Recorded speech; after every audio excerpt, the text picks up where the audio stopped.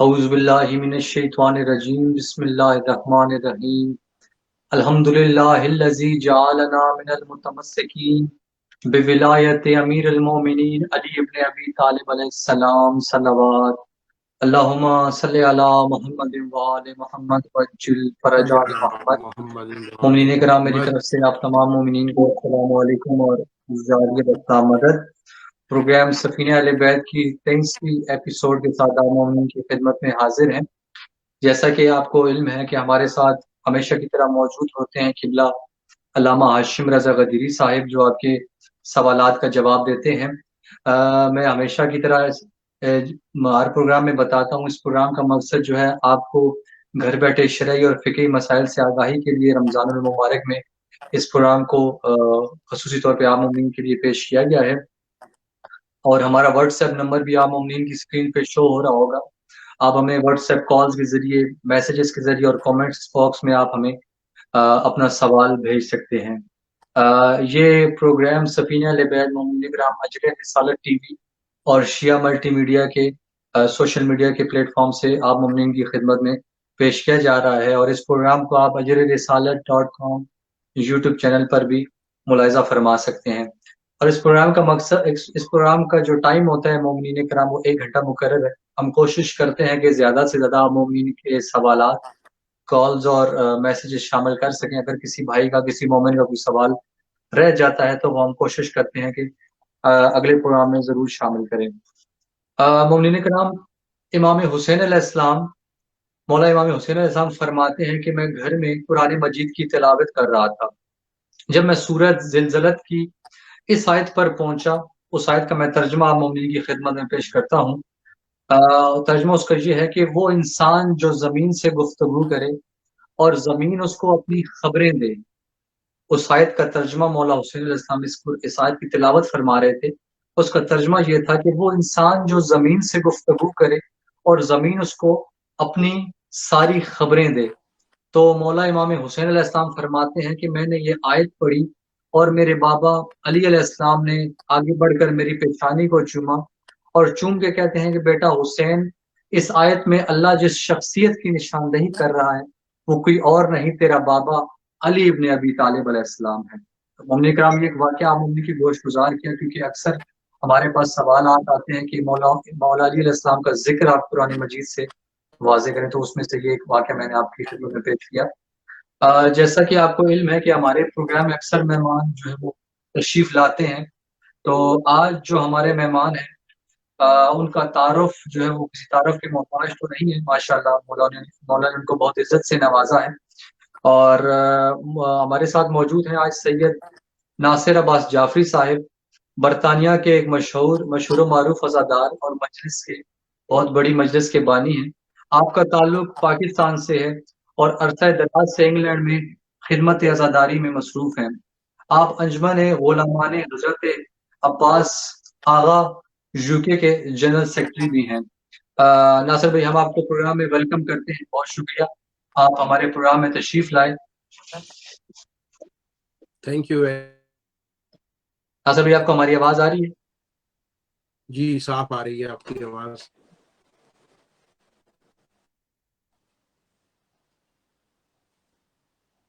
جی سر، بہت شکریہ آپ کا، آپ ہمارے پروگرام میں تشریف لائے۔ ماشاءاللہ بہت اچھا لگا آپ ہمارے ساتھ موجود ہیں۔ تو میں کوشش کروں گا کہ آج جو ہے مومنین کرام، میں ناصر بھائی کے بارے میں کچھ یہ بتانا چاہوں گا۔ جو مجلس اعضاء کا یہ انعقاد کرتے ہیں ہر سال، یہ مجلس نہ صرف UK یورپ میں بلکہ پوری دنیا میں ایک اس کی بہت اہمیت ہے، کیونکہ اس مجلس اعضاء میں پاکستان کے مشہور و معروف ذاکرین کرام اور علماء کرام جو ہے وہ ایک وقت میں بیک وقت میں خطاب کرتے ہیں۔ تو اس وجہ سے یہ مجلس جو ہے وہ پوری دنیا کے مومنین کے لیے ایک بڑی اہمیت کے حامل ہے۔ ہم کوشش کریں گے آج ناصر بھائی سے اس مجلس اعضاء کے بارے میں ہی سوالات کیے جائیں۔ تو ناصر بھائی، میں چاہوں گا کہ آج کے پروگرام کا آغاز آپ سے میں ایک سوال سے کروں گا۔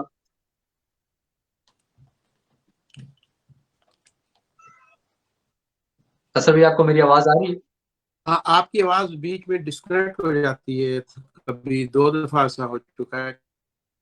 شاید آواز ہماری بہت لیٹ پہنچ رہی ہے ناصر بھائی کو۔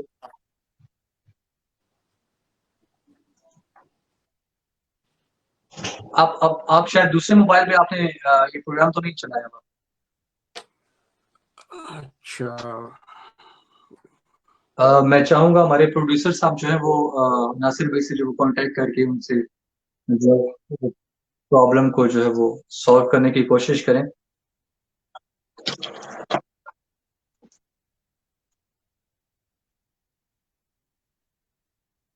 جی آ رہی ہے. تو ناصر بھائی آج کے پروگرام کا آغاز جو میں آپ سے ایک سوال سے کروں گا.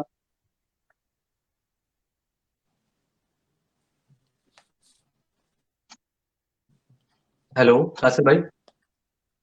جی آپ کو آ رہی ہے آواز میری؟ میں چاہوں گا کہ ہمارے جو پروڈیوسر صاحب ہیں وہ ناصر بھائی سے کانٹیکٹ کر کے جو پرابلم ہے وہ سالو کریں. جی مجھے آ تو رہی ہے لیکن کافی دیر کے بعد آپ کی آواز آ رہی ہے. جی آپ کی آواز بھی آتی ہے، پھر بیچ میں سے کچھ لفظ سائلنٹ ہو جاتے ہیں.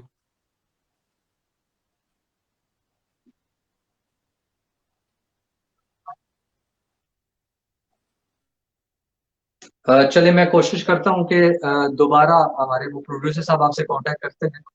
تو میں چلوں گا کہ علامہ ہاشم رضا غدیری صاحب.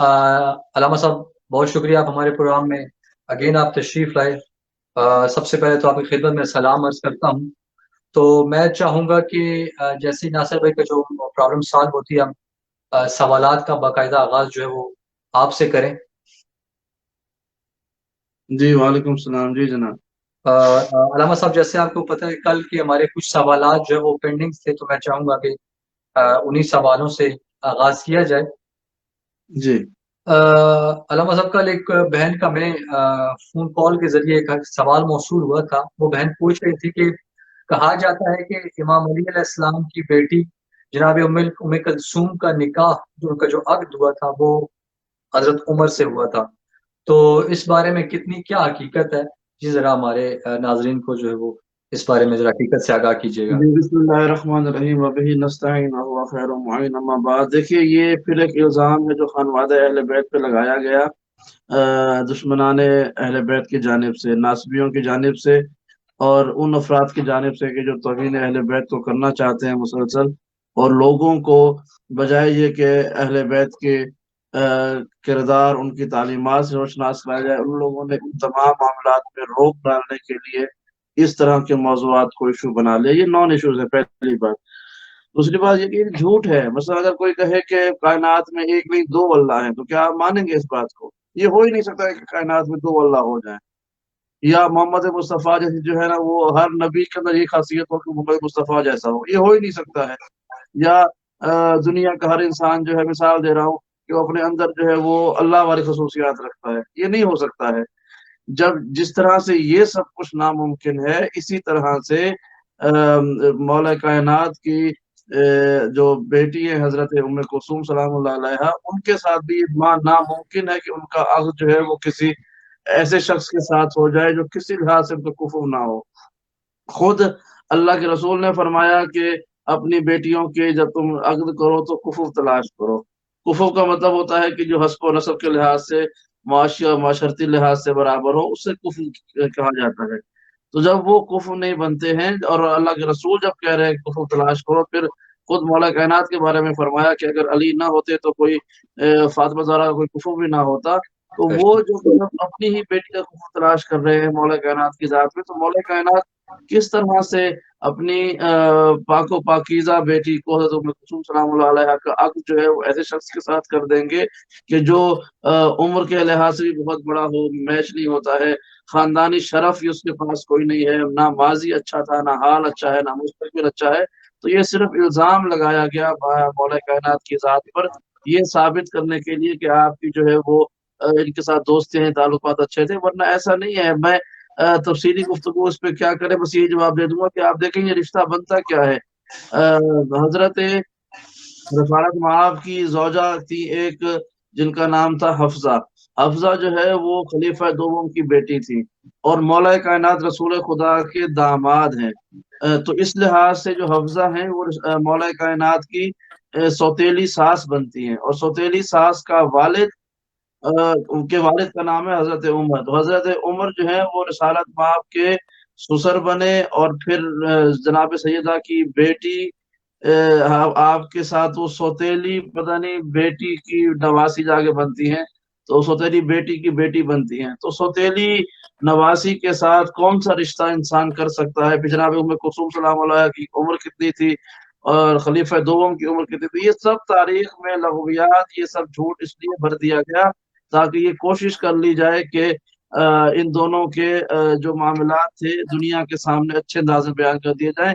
اور یہ غلط فہمی اس لیے پیدا کی گئی کہ خلیفہ دوم کی 4 بیویاں تھیں، اور چاروں کی جو کنیت تھی، خود خلیفہ دوم نے ان سب کو ام کلثوم کہنا شروع کر دیا تھا، سب کو وہ خود ہی ام کلثوم کہتے تھے۔ اس حوالے سے تفصیلی پروگرام میں کر دوں گا آپ کے ساتھ، لیکن یہ صرف ایک الزام ہے، اس میں کوئی حقیقت نہیں ہے۔ جی بہت شکریہ مومنین کرام، آپ کی اسکرین پہ ہمارا واٹس ایپ نمبر شو ہو رہا ہے، تو ہمارے مہمان سید ناصر عباس جعفری صاحب ہمارے ساتھ موجود ہیں۔ اگر آپ کو ان سے سوال کرنا ہے یا علامہ صاحب سے کوئی بھی آپ کے ذہن میں سوال ہے تو آپ ہمیں کال کر سکتے ہیں، میسیجز کے ذریعے آپ ہمیں اپنے سوال بھیج سکتے ہیں۔ تو میں چلوں گا ناصر بھائی کی طرف۔ جی ناصر بھائی، جیسا کہ میں نے اسٹارٹ میں کہا کہ آپ ماشاءاللہ ایک بہت بڑی مجلس سے اعضاء کے بانی ہیں، تو میں اسی سلسلے سے ریلیٹڈ آپ سے کچھ کوشچن جو ہے وہ آپ کے سامنے پیش کروں گا۔ تو سب سے پہلا میرا سوال آپ سے یہ ہے کہ آپ کو یورپ کی جو آپ بڑی مرکزی مجلس اعضاء آپ ماشاءاللہ کرواتے ہیں، اس کا خیال آپ کے ذہن میں کیسے اور کب آیا؟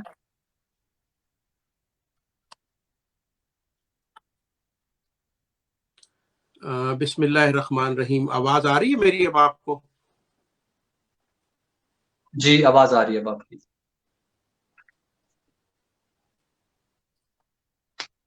اچھا، دیکھیں یہ ہمارا ایک خاندانی سلسلہ ہے۔ میرے جو پاکستان کے ایک چھوٹے سے گاؤں دھنیالے میں ہوئی، اور وہاں جو میرے دادا تھے میر صاحب، حکیم میر صاحب، جو مرکزی جلوس تھا ہمارے گھر کے صحن سے برآمد ہوتا تھا۔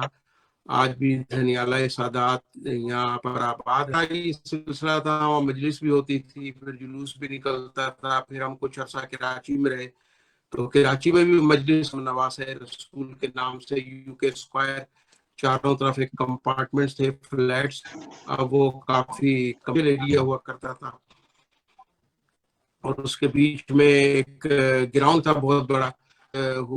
ہم نے شروع کروائی، مجلس پہلے سے تھی لیکن پھر ہم اس میں انوالو ہوئے اور اس کو ایک ہم نے فروغ دیا۔ ابھی صاحب، آقا نسیم عباد صاحب اور شہید محسن نقوی صاحب اور قبلس پڑھی، اور جو اپنے سچے بھائی، اپنے ناظم بھائی آپ کے صاحب وہاں نوحہ خانی کیا کرتے تھے، اور وہ اتنی مرتبہ یہ دوسرا نیشنل پارک بن جاتا ہے، یعنی کہ واٹر پمپ سے لے کے اور سوراب گوٹ تک ایک بالکل مرکزی مجلس جسے کہتے ہیں وہ ہوا کرتی تھی۔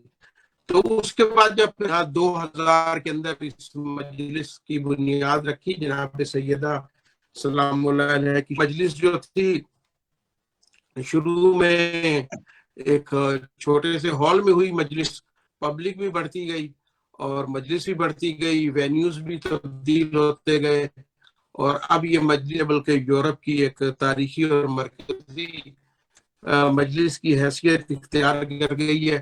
پورا سال لوگوں جو مقامی لوگ ہیں گورے، انہیں بھی پتہ چل گیا کہ یہاں کوئی اجتماع ہوتا ہے۔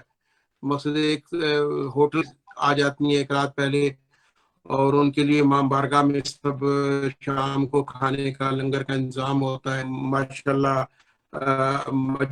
مجمع آ جاتا ہے، ناشتہ ہوتا ہے، تو ایک پورا ہر سال اس میں لوگ بھی بڑھتے چلے گئے۔ یہ 2020 میں مجلس یہاں پہلی ہوئی تھی۔ جی جی بہت شکریہ ناصر بھائی۔ مجھے لگتا ہے کہ آپ کا نیٹ ورک جو کنیکشن ہے وہ ذرا پکچر کوالٹی اس کی خراب آ رہی ہے، اور آواز بھی جو ہے وہ ہمیں میسیجز کر رہے ہیں۔ تو میں ابھی علامہ صاحب کی طرف چلوں گا، تو حیدر بھائی آپ سے کانٹیکٹ کر کے آپ کو بتاتے ہیں کہ آپ شاید وہ سگنل کی پرابلم ہے، آپ وہ ذرا جی اب آپ کا آواز میں جی میں چاہوں گا کہ حیدر بھائی ذرا ناصر بھائی سے کانٹیکٹ کر کے جو ہے وہ نیٹ ورک کا جو مسئلہ ہے وہ پلیز اس کو سالو کریں تاکہ زیادہ سے ڈسٹربنس جو ہے وہ موجود نہ ہو۔ علامہ صاحب میں آپ کی طرف آؤں گا۔ جیسے وہ ناصر بھائی کا وہ مسئلہ حل ہوتا ہے تو پھر انشاءاللہ دوبارہ گفتگو کا آغاز انہی سے کریں گے۔ کل ایک سوال قبلہ ہمارے پاس موصول ہوا تھا، انہوں نے کہا تھا کہ اسلام میں تو یہ ہے کہ عورت ہی عورت کو غسل میت دے سکتی ہے، حالانکہ جی ہمیں علم ہے کہ ائمہ معصومین علیہ السلام محمد وآل محمد کسی غسل کے کسی پاکیزی کسی نجاست جو ہے وہ ان کے قریب بھی نہیں آ سکتی، لیکن پھر بھی مولا نے دنیا کو دکھانے کے لیے یہ ایک کیا تھا۔ تو وہ انہوں نے پوچھا تھا کہ جب مولا علی علیہ السلام نے بی بی سیدہ کو غسل دیا تھا کیا یہ جائز ہے، کیا یہ دکھانا بھی جائز ہے؟ اس بارے میں آپ کیا کہیں گے؟ دیکھیے، پہلی بات تو ان کو یہ ذہن میں رکھنا چاہیے کہ مولا کائنات کا جناب سیدہ کے ساتھ تعلق کیا تھا، آپ کا ان کے ساتھ رشتہ کیا تھا۔ یہ سوال جو ہے وہ میں سمجھتا ہوں کہ بالکل نامناسب سوال ہے۔ اس کا جواب آپ اس کو اسی صورت میں مل جائے گا کہ پہلے تو وہ یہ دیکھ لیں کہ آپ دونوں شخصیات کا آپس میں تعلق کیا ہے، جناب سیدہ کا مولا کائنات کے ساتھ۔ ٹھیک ہے، پہلی بات تو یہ ہے۔ وہ بطور شوہر جو ہے وہ ان کی تمام رسومات ادا کرنے کے مجاز ہے، پہلی بات۔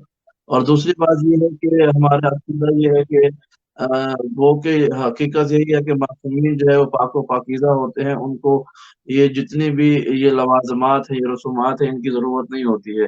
لیکن وہ جو آخری رخصت کے لیے ہوتے ہیں تو وہ آخری رخصت ہوتی ہے اصل میں، اور اس میں جو ہے معصومین جیسے نماز جنازہ پڑھائی جاتی ہے، علامتی چیزیں ہوتی ہیں، کفن پہنایا گیا یا جنازہ پڑھایا گیا یا غسل، یہ علامتی چیزیں ہوتی ہیں، تمام افراد اس طرح سے جو ہے وہ اعمال انجام دیتے ہیں۔ تو اس لیے جو ہے وہ پھر اور یہ جو جتنے بھی ہیں، معصوم کا جنازہ ہو یا یہ دیگر، یہ سب چیزیں معصوم کا سوائے معصوم کے کوئی نہیں کر سکتا۔ ہمارا ہاں عقیدہ یہی ہے کہ معصوم کا جنازہ صرف معصوم ہی پڑھا سکتا ہے۔ تو اس لیے جو ہے وہ اور اس کی مثال ہمارے سامنے ہے کہ ہمارے ائمہ اگر دور بھی رہے ہوں گے زمانے میں اپنے والد سے، تو وہ معجزے کے ذریعے وہاں پر آ کر نماز پڑھایا کرتے تھے۔ اور اس کا ایک اور ثبوت بھی یہ ہے کہ ہمارے ائمہ جو ہے وہ ان تمام دنیاوی شروط و قیود سے آزاد ہوتے ہیں، کیونکہ ہمارے وقت کے امام زمانہ نے جب وہ اپنے والد کے تشییع جنازہ کیا، نماز پڑھائی، تو اس وقت آپ کی عمر صرف 5 برس تھی ظاہری طور پر۔ تو آج کل تو آپ دیکھیں کسی بھی شریعت میں جب تک ایک بچہ بالغ نہیں ہو جاتا اس کے لیے جائز ہی نہیں ہے کہ وہ امامت کروا سکے، لیکن ہمارے امام نے جو ہے 5 برس کی ظاہری عمر میں نماز پڑھا کے دنیا کو یہ بتا دیا تھا کہ دو باتیں ہیں، ایک تو یہ ہے کہ ہم معصومین کی زندگی پر یہ ظاہری عمر کو کوئی اثر انداز نہیں ہوتی ہے، ہم 5 کے ہوں یا 50 کے ہوں، ہم ہر وقت میں امام ہیں۔ اور دوسری بات یہ ہے کہ معصوم کا ہی حق ہے کہ وہ معصوم کی تمام رسومات انجام دے، غیر معصوم کی حق ہی نہیں ہے۔ جی بہت شکریہ قبلہ۔ ناصر بھائی آپ ہمارے ساتھ موجود ہیں؟ جی اب آپ کی آواز کلیئر آ رہی ہے۔ ناصر بھائی ماشاءاللہ آپ نارتھ ہیمپٹن میں ایک بہت بڑی مجلس اعزاز کو لیڈ کرتے ہیں۔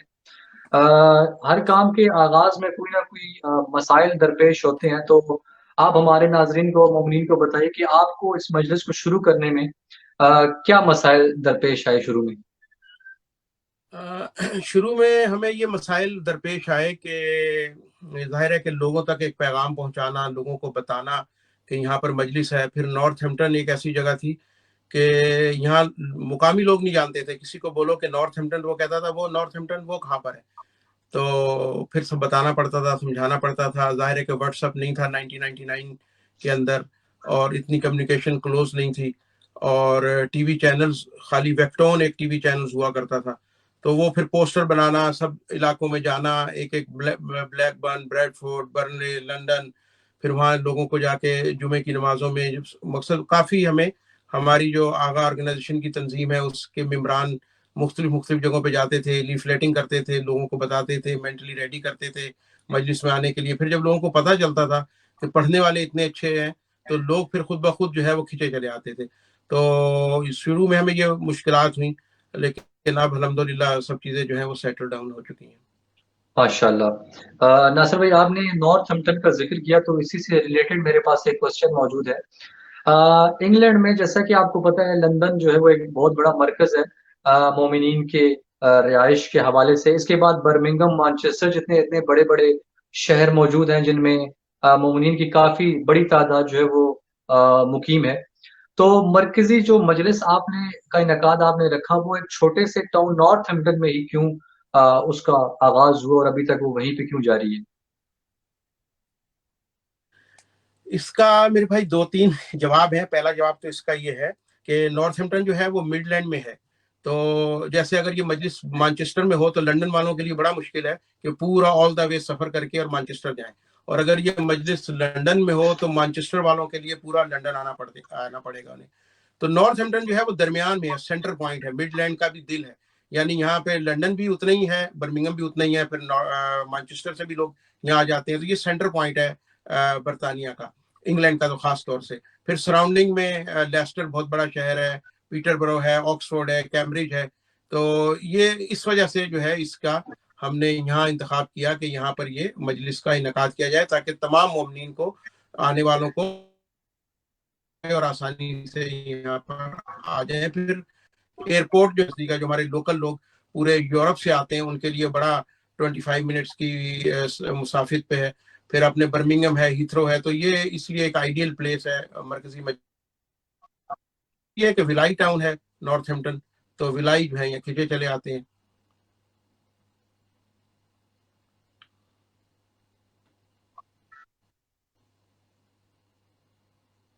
جی بے شک، ماشاءاللہ.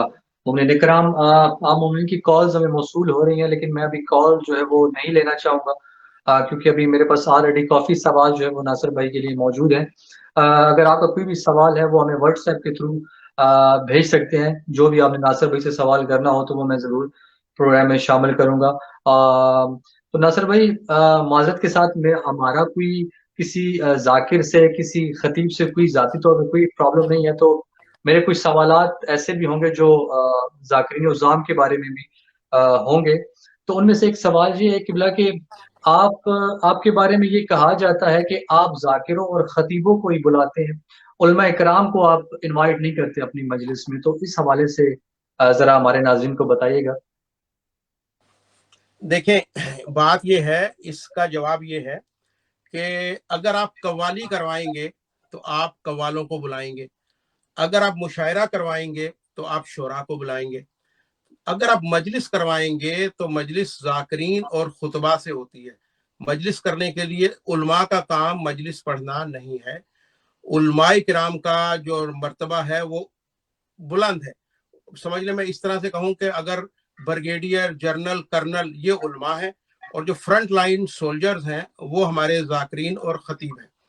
اور اگر آپ جائیں آج سے 25-30 سال پہلے، تو 25-30 سال پہلے علماء مجلس جو تھے وہ سنا کرتے تھے، پڑھا کر. پنجاب میں جو تھا خطیب ہوتا تھا اور ایک ذاکر ہوتا تھا، اس سے مجلسیں ہوتی تھیں. اچھا، اگر آپ کراچی شہر میں آ جائیں تو وہاں پر آپ دیکھیں کہ عقیل ترابی صاحب، عرفان حیدرآبادی صاحب، ضمیر اختر نقوی صاحب، مشتاق شاہدی صاحب اور آپ کے نصیر اجتہادی صاحب، یہ سب خطبہ مجلس پڑھا کرتے تھے. تو لیکن اس کے بعد جو ہے اور اصل جو ہے نا، میں آپ کو بتاؤں، یہاں پر ہمیں 2 چیزوں کو سمجھنے کی ضرورت ہے جس میں ہم لوگ مکس اپ کر جاتے ہیں اور لوگ اس بات کو نہیں سمجھ پاتے کہ what is a different between مجلس اینڈ لیکچر.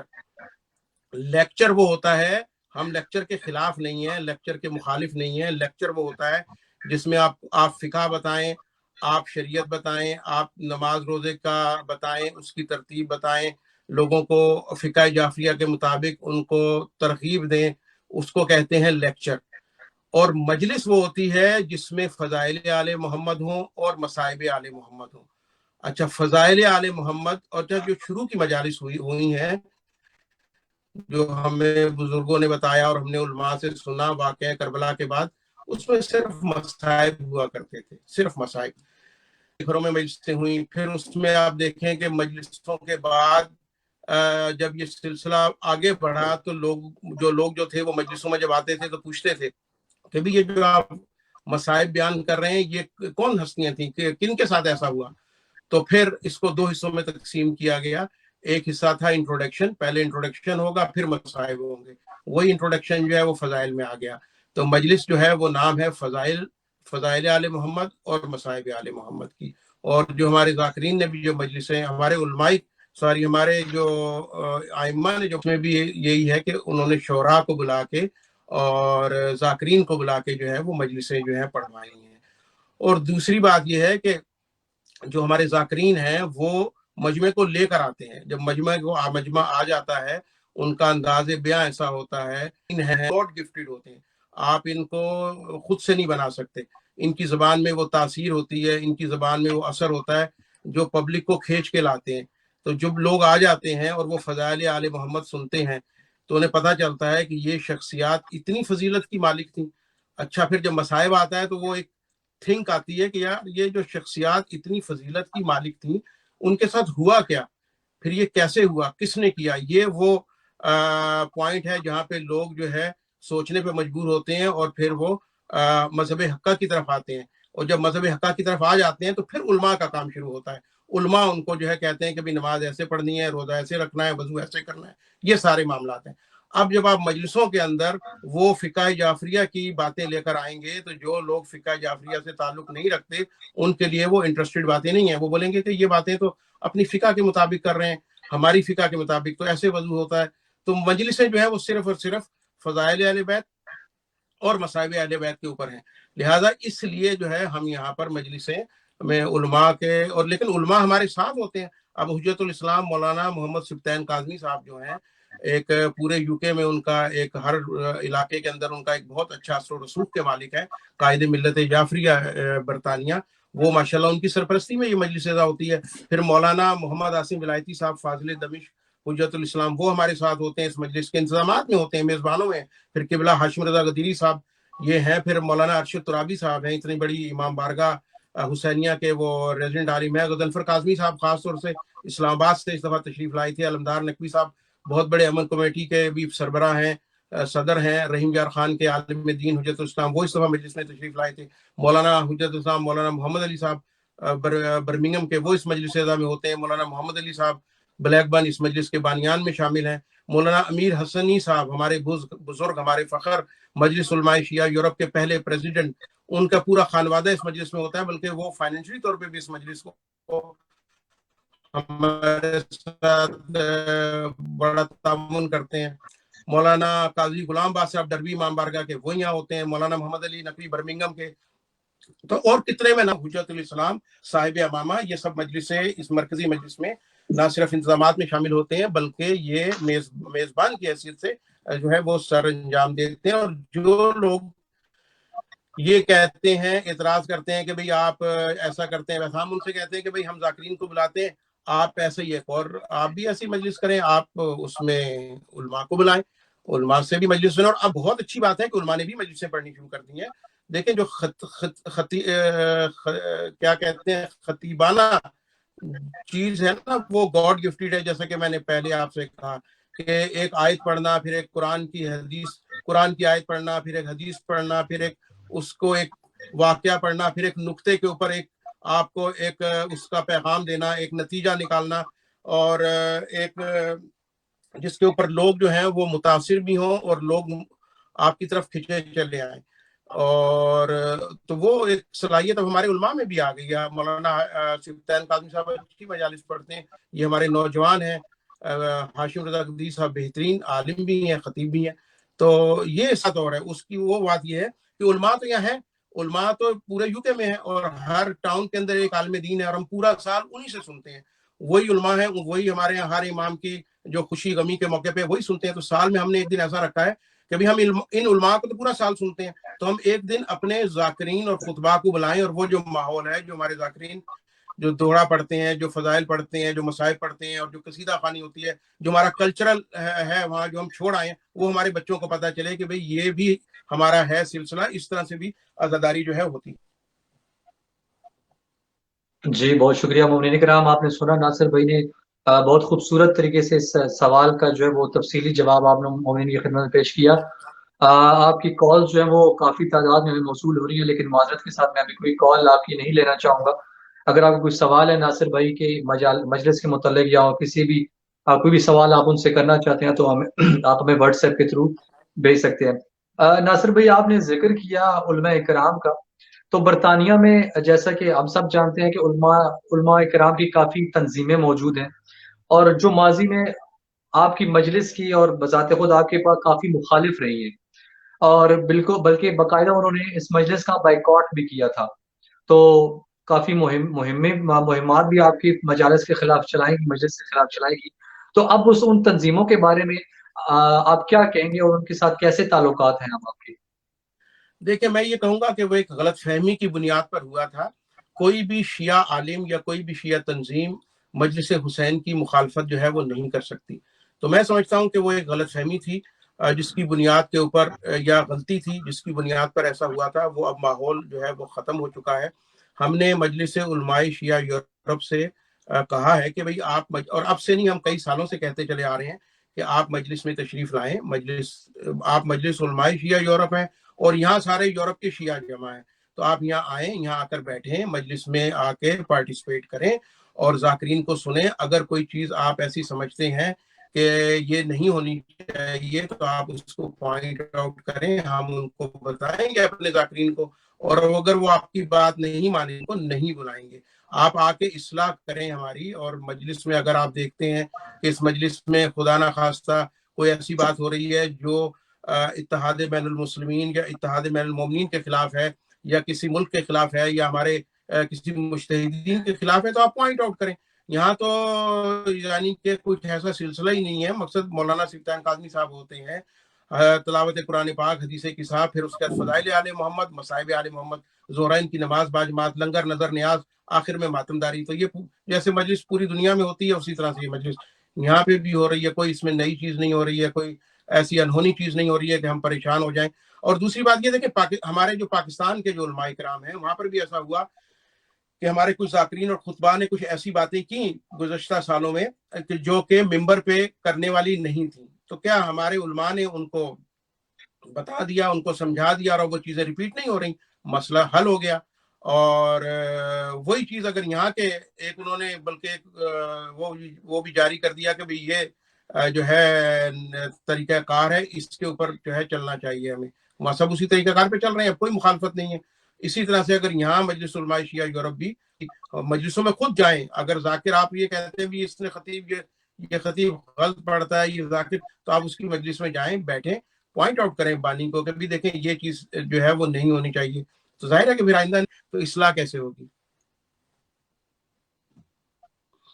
جی بہت شکریہ ناصر بھائی. ماشاء اللہ مومنین کرام، سید ناصر آباد جعفری کا یہ جو ایکسکلوسیو انٹرویو ہے وہ آپ ہمارے چینل اجر رسالت ٹی وی اور شیعہ ملٹی میڈیا پہ بھی دیکھ سکتے ہیں. میں چلوں گا علامہ ہاشم رضا غدیری صاحب کی طرف. قبلہ، جیسا کہ میں نے ناصر بھائی سے یہ سوال کیا کہ برطانیہ میں کافی علماء کی تنظیمیں موجود ہیں، تو وہ کافی سننے میں آتا تھا. ابھی ناصر بھائی نے کافی ایکسپلینیشن اس کی ہے، جنہوں نے باقاعدہ اس مجلس کا بائیکاٹ کیا تھا. تو آپ ماشاءاللہ کافی عرصے سے لندن میں مقیم ہیں، تو آپ اس مجلس میں بھی شرکت کرتے ہیں. تو آپ کیا کہیں گے اس سوال کے بارے میں؟ دیکھیے، میں الحمدللہ کسی تنظیم کا حصہ نہیں ہوں، اور خدا کا شکر ہے کہ میں خالصتاً اپنی انفرادی حیثیت سے جو بھی خدمت انجام دے ہو سکتی ہے میں دے رہا ہوں. میں نہیں سمجھتا ہوں کہ یہ کسی بھی طریقے سے درست بات ہے کہ آپ کی ذمہ داریاں کچھ اور ہوں اور آپ کسی اور طرف توجہ دیں. رسالت مآب نے جو ہے وہ ان کے رسالت مآب کے دنیا میں آنے کا جو مقصد ہے وہ قرآن مجید میں بڑے اچھے طریقے سے موجود ہے کہ آپ کا کام تزکیہ نفس کرنا اور لوگوں کو کتاب اور حکمت کی تعلیم دینا ہے. اور پھر ساتھ میں یہ بھی کہا گیا کہ جو علماء ہیں یہ انبیاء کے وارث ہوتے ہیں. تو جو سنت اور سیرت انبیاء ہے اس پر عمل کرنا چاہیے. یہاں وہاں کی باتوں میں جس میں آپ کا کوئی تعلق نہ ہو اس میں دخل دینا نہیں چاہیے. میں اسی فکر اور سوچ کی وجہ سے کسی بھی الحمدللہ سیاسی تنظیم کا یا مذہبی تنظیم کا حصہ نہیں ہوں جہاں پر جو ہے وہ اپنے مین اہداف سے اپنے آپ کو ہٹا دیا جائے. میں انفرادی طور پر اب خدمت انجام دیتا ہوں ممبر پر بھی. الحمدللہ ہم بچپن سے عزادار گھرانے سے تعلق رکھتے ہیں. ہم نے جو ہے وہ عزاداری کی روایات قائم کی. ناصر بھائی اس بات کے گواہ ہیں کہ ہم نے 99 میں 98 میں شاید یہ پہلا خانوادہ تھا کہ جس نے علامہ نسیم عباس رضوی صاحب، عرفان حیدر عابدی صاحب اور ان افراد کے ساتھ عشرہ سجادیہ کا آغاز کیا، اور جو اب تک بھی جاری اور ساری ہے۔ تو ہمارے ہاں جو ہے وہ رواج یہی رہا ہے کہ ہم نے بھی ان خطباء کو بلایا۔ عرفان رابطی صاحب نے سب سے پہلے عشرے سے خطاب کیا تھا، پھر نسیم بازرزوی صاحب نے 7-8 سال تک خطاب کیا، گلفام ہاشمی صاحب، دیگر افراد، اور علامہ ناصر عباس شہید صاحب نے خطاب کیا، دیگر افراد اب تک بھی خطاب کرتے ہیں۔ اس حوالے سے جو آخری مجلس تھی اس میں 1 سال پہلے جو ہے وہ یعقوب عباس صاحب نے ہندوستان سے خطاب کیا، خطیب اکبر مرزا محمد اطہر صاحب نے خطاب کیا، ان کے فرزند نے خطاب کیا، اب علامہ ارشد عبید عابدی صاحب نے خطاب کیا۔ تو ہمارا ایک گھرانہ جو ہے عزاداری کے حوالے سے ایک معروف ہے، ایک تعارف ہے البتہ، اور ہمیں دنیا میں تعارف کی اتنی خاص ضرورت بھی نہیں جتنی ہمیں معصومین کی بارگاہ میں قبولیت کی ضرورت ہے۔ میں خود کسی تنظیم کا حصہ نہیں ہوں، اور البتہ یہ ہے کہ آغا آرگنائزیشن کے ساتھ ایک عرصے سے میرا تعلق ہے۔ میں شاید 2008 یا 2009 میں جب میں واپس آیا تھا نجف اشرف سے، تو اس وقت سے میں نے ان کا کوئی اجتماع مس نہیں کیا، کوئی مجلس میں نے نہیں مس کی، اور ہر پروگرام میں شروع میں جاتا تھا بطور مہمان، اب میں بطور میزبان وہاں پہ جاتا ہوں، خدمت انجام دیتا ہوں جس طرح سے بھی ہو سکتی ہے۔ پچھلے 2-3 سالوں سے تو میں صبح چلا جاتا ہوں، پروگرام کے آغاز میں ہی تلاوت میری موجودگی میں ہوتی ہے، اور آخر میں ماتمداری کروا کے آخر تک میں وہاں پہ موجود رہتا ہوں۔ تو میں سمجھتا ہوں کہ ہمارا کام جو ہے وہ یہی ہے کہ ہم کوئی شخص اگر اچھا کام کر رہا ہو تو اس کی حمایت کریں، اس کی مدد کریں، نہ کہ اس کی راہ میں مشاکل اٹھائیں۔ اگر کوئی کام خود نہیں کر سکتے تو وہ فرسٹریٹ ہو کے اس کو روکنے اور تباہ کرنے والا کام نہ کیا جائے۔ میں سمجھتا ہوں کہ ہمیں مل کر اتحاد بین المسلمین سے پہلے اتفاق بین المومنین کی ضرورت ہے۔ اگر ہم مومنین کے آپس میں اتفاق اور اتحاد کی فضا قائم کر سکے تو میں سمجھتا ہوں کہ ہمارے دشمنوں کے لیے یہی نیندیں اڑانے کے لیے کافی ہے۔ باقی ذکر اہل بیت کو نہ بنی امیہ روک سکا، نہ بنی عباس روک سکا، نہ صدام روک سکا، نہ ضیاء الحق روک سکا، تو یہ تو رکنے والا نہیں ہے، کوئی کتنی کوشش کر لے۔ یہ ذکر اہل بیت یہ جاری رہے گا۔ اس میں 2 ہی راستے ہیں، یا تو آپ اس ذکر کی مخالفت کر کے عزاداری کے دشمن کہلائیں، یا اس ذکر کی حمایت کر کے عزاداری کے حامی کہلائیں، تیسرا کوئی راستہ نہیں ہے۔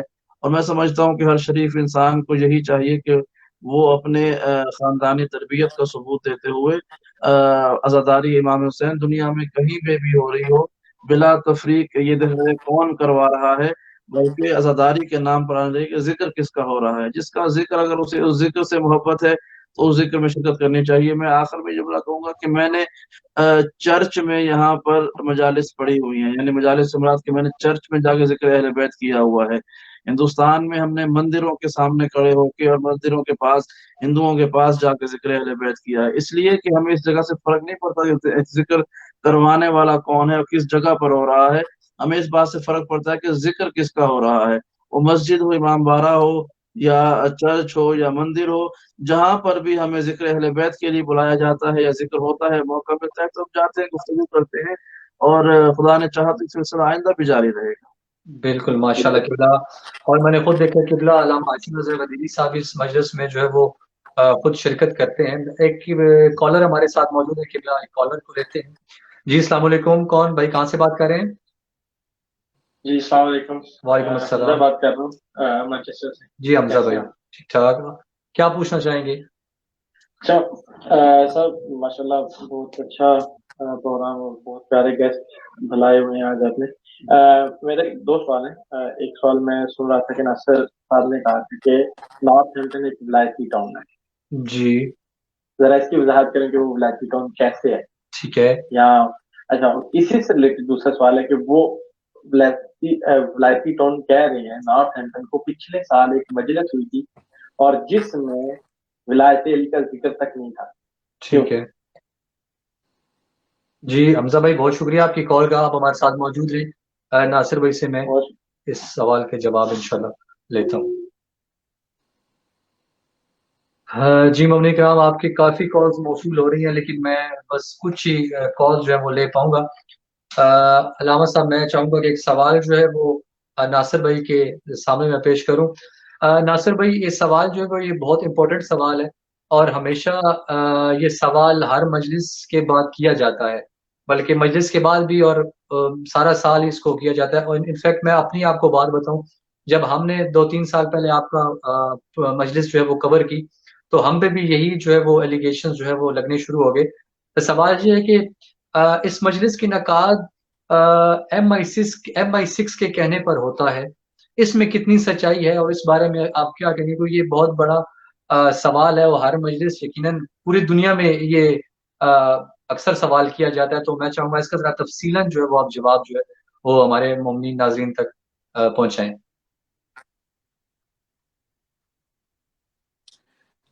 جی دیکھیں، بڑا اچھا سوال ہے یہ، اور جو لوگ برطانیہ میں رہتے ہیں انہیں تو پتا ہے کہ یہ ایسا ظاہر ہے کہ نہیں ہے، یعنی کہ یہ ایسی بات ہے کہ بالکل جو میں کہوں کہ جناب آپ انٹرویو کر رہے ہیں، آپ امریکہ کے کہنے پہ انٹرویو کر رہے ہیں، تو یہ تو اس کا کوئی سر پیر ہی نہیں ہے۔ جو لوگ برطانیہ میں رہتے ہیں وہ تو اس بات کو بخوبی جانتے ہیں۔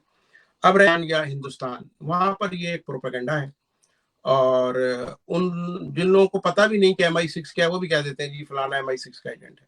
ابھی وہ آج دیکھیں کہ ہمیں اپنی جو توانائیاں ہیں نا، جو سوشل میڈیا پہ جو ہمارے نوجوان ہیں، ان کو توانائیاں اپنی خرچ کرنی چاہیے پازیٹیو، اور جو شیعہ سنی اتحاد کے خلاف ہیں یا مسلمین کے بین المومنین کے خلاف تکفیری طاقتیں کام کر رہی ہیں، ان پیجز کو ہم ٹارگٹ نہیں کرتے، ان کے خلاف ہم کام نہیں کرتے، اور ہم آپس میں ایک دوسرے کے ساتھ الجھے ہوئے ہیں بری طرح سے۔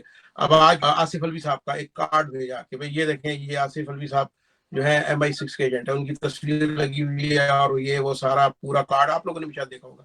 ابھی شام کو کسی ایک اور کارڈ آ گیا ان کے اور مولانا صاحب کا کہ یہ کون سا کارڈ اس میں اصلی ہے؟ یہ ایک تو آیا جواد نقوی صاحب کا، اس پہ بھی MI6 لکھا ہوا ہے، اور یہ تو میں نے بولا کہ بھئی یہ دونوں نقلی ہیں۔ ان کا کیوں؟ ان کا میں نے کہا اس لیے نقلی ہے کہ ان دونوں پہ میرے سائن نہیں ہے، نقلی ہیں۔ تو مسئلہ یہ ہے کہ MI6 کیوں کروائی گی مجلس؟ اور ہمیں اپنی عقل سے سوچنا چاہیے کہ آپ مڈل ایسٹ میں جائیں، آپ دبئی میں جائیں، آپ شارجہ میں جائیں، آپ ابو ظہبی میں جائیں، آپ سعودی عرب میں جائیں، اور دیگر مسلمان، وہاں پر آپ کو عزاداری کرنے کی اجازت نہیں ہے۔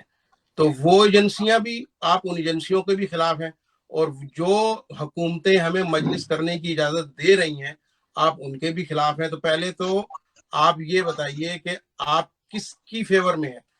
ان ایجنسیاں اگر MI6 برطانیہ کی حکومت یا برطانیہ کی انتظامیہ آپ کو مجلسیں کرنے کی اجازت دیتی ہے، تو صرف مجلسیں کرنے کی اجازت نہیں دیتی ہے، تمام مذاہب کو آزادی ہے۔ یہاں ہندوؤں کے بھی جلوس نکل رہے ہیں، سکھوں کے بھی جلوس نکل رہے ہیں، عید میلاد النبی کا بھی جلوس نکل رہا ہے، تو یہ اچھی بات ہے اگر وہاں میں یہاں وہ آزادی ہے جو ہمیں اپنے ملکوں میں بھی نہیں ہے۔ یہاں پر اب ہمارا امام بارگاہ ہے ماشاءاللہ، 3 منزلہ ایک ہیوج بلڈنگ سینٹر کے اندر موجود ہے، باہر علم پاک غازی عباس لہرا رہا ہے، وہاں گورے بھی کہتے ہیں کہ یا الوی صاحب نے اس کا نام رکھا ہوا ہے علمہ والا چوک۔ تو کتنی آزادی ہے یہاں پر، ہم جلوس نکالتے ہیں، زنجیر زنی کرتے ہیں، شبیہ تابوت علم 10 محرم کو پورا جلوس ٹاؤن میں پورا راؤنڈ لگا کے آتا ہے ہمارا، تو مجلس اتنی بڑی ہوتی ہے۔ تو اگر کوئی ایجنسی آپ سے مجلس کروا رہی ہے بالفرض، تو آپ کو تو خوش ہونا چاہیے۔ ہاں، اگر اس مجلس میں کوئی ایسی بات ہو رہی ہے کہ جو اس سے آپ کو نقصان ہو رہا ہے، تو اس کے اوپر آپ پوائنٹ آؤٹ کر سکتے ہیں۔ جیسے ہماری مجلس کے بارے میں یہ پروپیگنڈا تھا کہ جناب یہ مجتہدین کو برا بلا کہا جاتا ہے، یا جہاں جناب کسی ملک ایران کے ہم لوگ خلاف، یہاں پر علی ناؤز باللہ حضرت علی کو اللہ کہا جاتا ہے، تو اب لوگ آتے ہیں، یہ مجلس اسی لیے تو بڑھتی چلی گئی کہ لوگ خود آتے ہیں، دیکھتے ہیں کہ بھئی جہاں وہاں جائیں، وہاں جا کے دیکھیں حقیقت کیا ہے۔ جب وہ جہاں آتے ہیں تو دیکھتے ہیں کہ صرف وہی مجلسیں ہیں جو پاکستان میں ہو رہی ہیں، جو انڈیا میں ہو رہی ہیں، فضائل آل محمد اور مصائب آل محمد۔ فضائل ہو کے لوگ خوش ہوتے ہیں، اور مصائب ہو کے جب مصائب ہوتا ہے تو گریہ کرتے ہیں۔ تو اگر حکومت آپ کو سپورٹ کر رہی ہے بالفرض، اگر کر رہی ہے مجلس کے لیے، تو اچھی بات ہے، اس کا اس میں کیا ناراضگی کی کیا بات ہے؟ مثلا میں نے پھر دوبارہ کہوں گا کہ جو سعودیہ کی ایجنسی ہے وہ آپ کو مجلس نہیں کرنے دے رہی، اور یہاں کی اگر آپ کو مجلس کرنے دے رہے ہیں تو کون سی اس میں کس کے اچھے، کون سی جو ایجنسی ہے وہ اچھی، آپ خود سوچے بتائیے بالفرض اگر ایسا ہے تو۔ جی بہت شکریہ ناصر بھائی، ماشاءاللہ بہت اچھی طریقے سے آپ اس کا جواب دیا، کیونکہ یہ بہت امپورٹنٹ کوشچن تھا ہمارے پاس۔ کافی مومنین نے یہ سوال بھی ہمیں بھیجا۔ ناصر بھائی، آپ ایک سوال ہمارے پاس ہے کہ آپ ہر سال مجلس اعضاء میں جنت البقیع کے لیے ایک پٹیشن جو ہے وہ دائر کرتے ہیں، اور ہر سال کوئی نہ کوئی ایک پارلیمنٹ کا کوئی ممبر جو ہے وہ مجلس میں موجود ہوتا ہے۔ تو وہ بھائی پوچھتے ہیں کہ اس سے کوئی فرق پڑتا ہے کہ یہ جسٹ ایک دکھانے کے لیے سمبولکلی بس ہم نے پٹیشن دائر کر دی ہے؟ اس کے لیے اس کے بارے میں کیا کہیں گے آپ؟ دیکھیے میرے بھائی، کوشش تو انسان جاری رکھتا ہے نا. اب میں کہوں کہ جناب ہر سال آپ جنت البقیع بناتے ہیں، اس سے کیا فرق پڑتا ہے؟ جنت البقیع تو تعمیر ہو نہیں رہی، تو اس سے کیا ہم جنت البقیع کے لیے جو احتجاج ہے وہ کرنا چھوڑ دیں؟ آپ اس چیز کو ہائی لائٹ تو کرتے ہیں نا، آپ اپنی کوشش تو جاری کرتے ہیں نا. وہ مثال نہیں ہے کہ وہ جو آگ قبلہ زیادہ بہتر جانتے ہیں کہ چڑیا جو تھی چونچ میں پانی بھر کے اور جو آ کے آگ بجھانے کی کوشش کر رہی تھی، تو وہ کسی نے پوچھا کیوں، تو اس نے کہا بھی میرا کم سے کم قیامت کے دن میں آگ بجھانے والوں میں میرا نام لکھا جائے گا، آگ لگانے والوں میں تو نہیں لکھا جائے گا. کم سے کم ان ظالموں کو، ان بدبختوں کو ہم ہائی لائٹ تو کرتے ہیں نا. تو کم سے کم کوششیں تو جاری رکھنی چاہیے، اور انشاءاللہ وہ دن بہت قریب ہے کہ جب یہ لوگ ابھی آپس میں لڑ کے اور ان کا حشر اور نشر صدام کی طرح ہوگا، اور انشاءاللہ حق کی فتح ہوگی اور جنت البقیع کی انشاءاللہ تعمیر ہوگی. ہمیں ہر فورم سے آواز تو اٹھاتے رہنا چاہیے. بے شک. جی بہت شکریہ ناصر بھائی. میں دوبارہ آپ کی طرف ہوں گا ناصر بھائی. میں قبلہ سے کچھ سوالات ہیں میرے پاس، تو وہ میں قبلہ کی خدمت میں پیش کرنا چاہتا ہوں. علامہ صاحب، ایک سوال آیا ہے، یہ سوال اکثر سوشل میڈیا پہ بھی اٹھایا جاتا ہے. میرے پاس بھی ایک بھائی نے سوال بھیجا ہے. وہ پوچھتے ہیں کہ اہل تشیع کون ہے؟ کیا اہل تشیع وہ ہیں جنہوں نے امام علی مقام علیہ السلام کا قتل کیا اور اپنی غلطی پہ ماتم کر رہے ہیں، اور یہ مکافات عمل کا شکار بھی ہیں، کیونکہ اللہ نے قیامت تک ان کو رونے اور پیٹنے کے لیے لگا دیا؟ تو اس کا تفصیلی جواب کے میں چاہوں گا آپ سے، کیونکہ یہ سوال اکثر جو وہ اٹھایا جاتا ہے سوشل میڈیا پہ. تو اب میں چاہوں گا کہ آپ اس کا تفصیلاً اس پہ گفتگو فرمائیے. دیکھیے، اہل تشیع کون ہے؟ پہلی بات تو یہ اہل تشیع وہ ہیں کہ جو شیعان اہل بیت ہیں، شیعان علی ہیں. اور وہ اس لیے کہ آپ کو بتاؤں کہ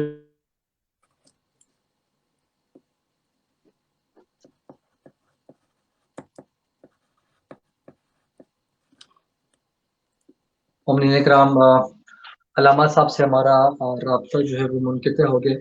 ہم کوشش کریں گے جلد از جلد دوبارہ علامہ صاحب سے رابطہ بحال ہو. میں چاہوں گا ہمارے پروڈیوسر صاحب جو ہیں وہ جلد از جلد مولانا صاحب سے رابطہ کریں گے. مومنین کرام، ہم بہت معذرت خواہ ہیں، کیونکہ یہ انٹرنیٹ سے آپ کی خدمت میں پروگرام پیش کیا جاتا ہے، تو اکثر سگنل پرابلم کی وجہ سے مسائل جو ہیں وہ پیش آتے ہیں. تو ناصر بھائی ہمارے ساتھ موجود ہیں؟ جی میں موجود ہوں، اور وہ ایک سوال آیا تھا جس ٹیلی فون پہ، تو وہ بھی میرے خیال میں جواب اس کا دے دینا چاہیے. وہ میں آپ کی خدمت میں پیش کرتا ہوں ناصر بھائی. وہ بھائی حمزہ تھے مانچسٹر سے، انہوں نے پوچھا ہے کہ نارتھ ہمپٹن کو ولایتی ٹاؤن کیوں کہا جاتا ہے؟ ایک سوال یہ تھا. ان کے سوال کا دوسرا پہلو یہ تھا کہ اگر آپ ولایتی ٹاؤن نارتھ ہمپٹن کو کہتے ہیں، تو پچھلے سال ایک مجلس اعضاء کا انعقاد آپ نے کیا تھا، تو اس میں ولایت علی کے بارے میں تو کچھ بھی آپ نے بیان نہیں کیا. تو اس بارے میں تھوڑی وضاحت کیجیے پلیز. اچھا دیکھیں، اس میں ایک بات تو یہ ہے کہ فرمان رسول خدا ہے کہ میرا اور حضرت علی کا معاملہ ایسا ہے جیسے سر اور دھڑ، یعنی سر اور دھڑ ایک ہیں. اگر سر کو آپ الگ کر دیں تو آپ نے سمجھ لیں کہ آپ نے قتل کیا. پھر سرکار امام جعفر صادق علیہ السلام کا فرمان ہے کہ تم جب جہاں اور جس وقت لا الہ الا اللہ محمد رسول اللہ کہو، فوراً بلا فصل علی امیر المومنین جو ہے مولا کی ولایت کا بھی ذکر فوراً کرو، بلا فصل کرو. اور اس کے علاوہ سب جانتے ہیں کہ ولی بھی تین ہے. تو ہم لوگ جہاں پر بھی، جس وقت بھی اور جہاں پر بھی لا الہ الا اللہ محمد رسول اللہ پڑھتے ہیں، بلا فصل، بغیر کیے علی ولی اللہ جو ہے ہم لوگ پڑھتے ہیں. تو اس لیے ہم لوگوں کو ولایتی ٹاؤن کہا جاتا ہے. لیکن اس میں ہم خدا نہ خواستہ کسی کی وہ نہیں کرتے. اگر کوئی نہیں پڑھتا، ہمارے جیسے اہل سنت والجماعت نہیں پڑھتے، کلمے بھی نہیں پڑھتے، اذان میں بھی نہیں پڑھتے، تو ہم پھر بھی وہ ہم ان سے اتحاد کی بات کرتے ہیں. اور اتحاد کا مطلب یہ نہیں ہوتا کہ ایک دوسرے کا عقیدہ مان لیا جائے. اتحاد کا مطلب یہ ہوتا ہے کہ وہ اپنے عقیدے پہ رہیں، ہم اپنے عقیدے پہ ہیں، لیکن اتحاد بین المسلمین. اسی طرح سے اتحاد بین المومنین بھی ہے کہ اگر کسی کو اتنی معرفت نہیں ہے تو اللہ کرے کہ اس میں اتنی معرفت آ جائے. اس میں لڑائی جھگڑے والی قطعی کوئی بات نہیں ہے. جب ہم اتحاد بین المسلمین کرتے ہیں تو ہمیں نظریاتی، یا اگر کوئی ہمارا ایک گھر میں 4 بھائی ہوتے ہیں، سب کا الگ الگ پوائنٹ آف ویو ہوتا ہے، لیکن اگر کوئی گھر پہ حملہ کر دے تو بچانے کے لیے سب ایک ہو جاتے ہیں. تو ہمیں سب ایک یکجا ہونا چاہیے. لہذا اس لیے جو ہے ولایتی ٹاؤن نارتھ ہمپٹن کو کہا جاتا ہے. اور دوسری بات یہ ہے کہ اگر میں نے اپنے بیٹے کا نام خادم حسین رکھا ہے हर आदमी को हक है कि वो भी अपने बेटे का नाम खादिम हुसैन रख ले। हम अगर अपने नॉर्थहैम्पटन को विलाई टाउन कहते हैं तो आप भी मैनचेस्टर को भी विलाई टाउन कह सकते हैं। जहां आप रहते हैं आप अपने टाउन को भी विलाई टाउन कह के पुकार सकते हैं।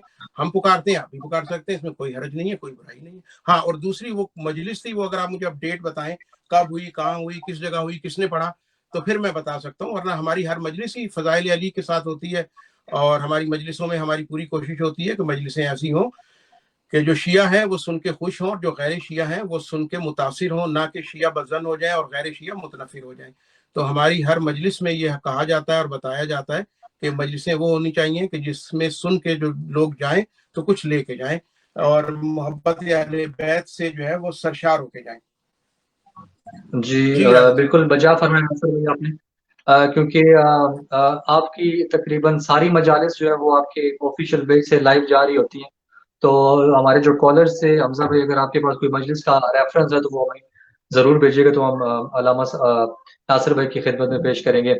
अलामा साहब, माजरत के साथ हमारा राब्ता मुनक़ित हो गया था, तो एक सवाल जो मैंने आपकी खिदमत में पेश किया था, मैं चाहूँगा उसको वहीं से कंटिन्यू किया जाए।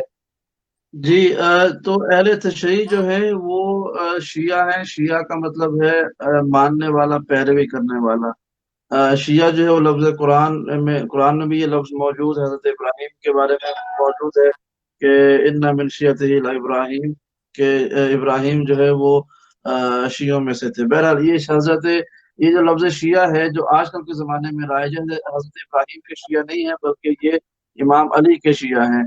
और जंग सिफ़ीन में अगर हम देखें, और सिफ़ीन और जमल में, बल्कि दोनों जंगों में ऐसा हुआ, और नहरवान में तो सबसे ज्यादा हुआ कि जब एक तरफ से इमाम अली का लश्कर आता था और दूसरी तरफ से मुखालिफिन का लश्कर आता था, तो उस मौका पर सवाल किया जाता कि तुम कौन हो। तो इमाम अली के सहाबियों ने कहा कि, मसलन जो मुजाहिद गया उसने कहा कि अना मिन शियत अली है, कि मैं अली के शियों में से हूँ। तो तुम कौन हो? तो मुखालिफ ने कहा कि अना मिन शियत उस्मान, कि मैं उस्मान के शियों में से हूँ। तो लफ्ज शिया जो है वो उस जमाने में भी राइज था। फर्क ये था कि पैरवी करना, चूंकि लफ्जी मतलब पैरवी करना है, पैरोकार है। तो जो अली के मानने वाले थे वो अपने आप को शिया अली कहते थे, जो मुखालिफिन के मानने वाले थे अपने आप को मुखालिफ व शिया कहते थे। लेकिन इसलिए अल्लाह के रसूल ने भी जब इमाम अली से गुफ्तगू की है तो आपने यही फरमाया है कि या अली अंता व शियातुका हुमुल फाइजून, ए अली आप और आपके शिया का लफ्ज कहा है, इसका मतलब यह है कि आपके भी शिया हैं और कुछ और है जो आपके शिया नहीं है। वो कहते हैं शिया लेकिन वो आपके शिया नहीं है। तो ये अहादीस में लफ्ज मौजूद है शिया तुका, यानी आपके शिया। अब जो शख्स अरबी जानता है वो जानता है कि आखिर में जो लफ्ज का आया है ये निस्बत की तरफ होता है कि ये आपके शिया है। जैसे मैं कहूँ कि ये आपका प्रोग्राम है, इसका मतलब है कि आपका प्रोग्राम है, इसके अलावा भी और प्रोग्राम दुनिया में होते हैं। इसी तरह से इमाम अली के भी शिया हैं, और दीगर अफराद भी। तारीख में ये लफ्ज मशहूर जो है वो इमाम अली के शियों का है। और जो दूसरी शोहरत इसकी है तारीख में तादाद के हवाले से, वो खलीफा सोम हजरत उस्मान के शिया भी मौजूद थे उस जमाने में। वो कहते थे कि हम शिया उस्मान है। अच्छा, ये बात है कि आज अहले तशय्युह जो शिया हैं ये इसना अशरी शिया हैं। ये आइमा को मानने वाले हैं, 12 आइमा को मानने वाले हैं, और इन 12 आइमा के शिया हैं। इनके सरदार इमाम अली अलैहिस्सलाम है, इसलिए जो है वो हम अपने आप को शिया अली कहते हैं, पहली बात। दूसरी बात यह है कि मकाफात अमल का सवाल किया कि क्या हमने ही इमाम हुसैन को मारा, तो इसके तो तारीख भरी पड़ी है, इसके जवाब दे दे कि हम थक गए कि किसने मारा था। क्या यजीद जो है वो शिया यजीद को मानते हैं या शिया इमाम हुसैन को मानते हैं? शिया यजीद के बाप को मानते हैं या इमाम हुसैन के वालिद साहब को मानते हैं? ये सवाल कर ले, जवाब मिल जाएगा कि यजीद के बाप को कौन अच्छा मानता है और इमाम हुसैन के वालिद को कौन अच्छा मानता है, इसका जवाब मिल जाएगा। क्या शिया इमाम अली अलैहिस्सलाम को अच्छा मानते हैं या यजीद के बाप को अच्छा मानते हैं? तो मालूम हो जाएगा कि मारने वाले कौन थे। हम तो अपनी मजलिसों में इमाम अली का गम करते हैं। अभी ये 2 दिन पहले तक हमने जो है वो मुसलसल अयाम अली मनाए हैं। झगड़े भी हुए पूरे पाकिस्तान में, पूरी दुनिया में झगड़े हुए। झगड़े से मुराद ये है कि डिबेट हुई कि हम इमाम अली की याद में जुलूस मजलिस बर्पा करें या ना बर्पा करें। तो इसी आप किसी प्रोग्राम में भी जिक्र अली होता रहा है। तो अब आप बताएं, कोई शिया आपको कभी जिक्र माविया करता नजर नहीं आएगा, जिक्र यजीद करता नजर नहीं आएगा। तो मारने वाला तो यजीद का लश्कर था। तो शियों ने अगर मारा होता तो फिर शिया यजीद की हिमायत कर रहे होते या इमाम हुसैन की शहादत पे रो रहे होते? अजीब बात है। پہلی بات. دوسری بات یہ ہے کہ اس بات کو ذہن میں رکھیے گا کہ شیعوں نے جو اس زمانے میں شیعہ کہتے تھے پیروکار کو، کوفے کے رہنے والے افراد نے امام حسین علیہ السلام سے کہا تھا کہ آپ مدینے کو چھوڑیں اور آپ کوفے میں آ جائیں، اپنے والد کی طرح یہاں پر آپ قیام کریں، ہم آپ کے ساتھ ہیں. امام نے ان کی بات سنی. اس میں کوئی شک نہیں کہ کوفے والوں نے خط لکھے تھے، امام کے چاہنے والے بھی تھے، مخلص بھی تھے، خط بھی مل گئے، سارا کچھ ہو گیا. امام نے کہا بھی صحیح کہ میں آتا ہوں آپ کے پاس.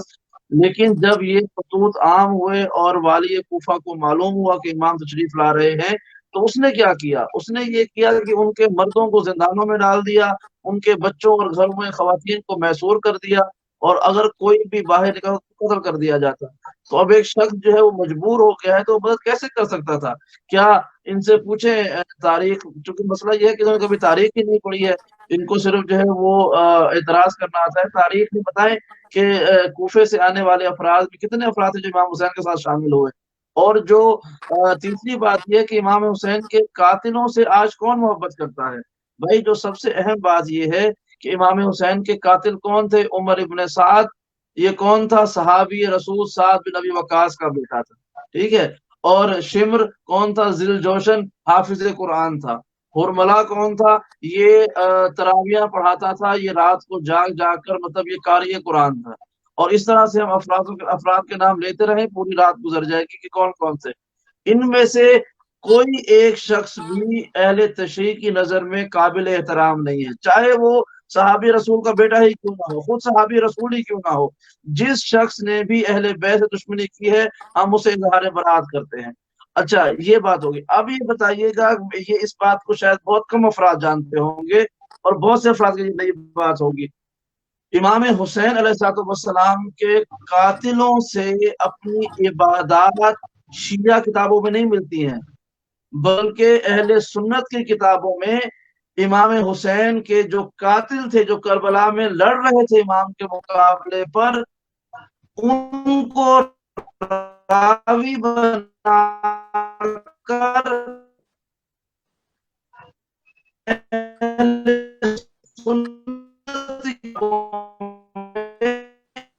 دین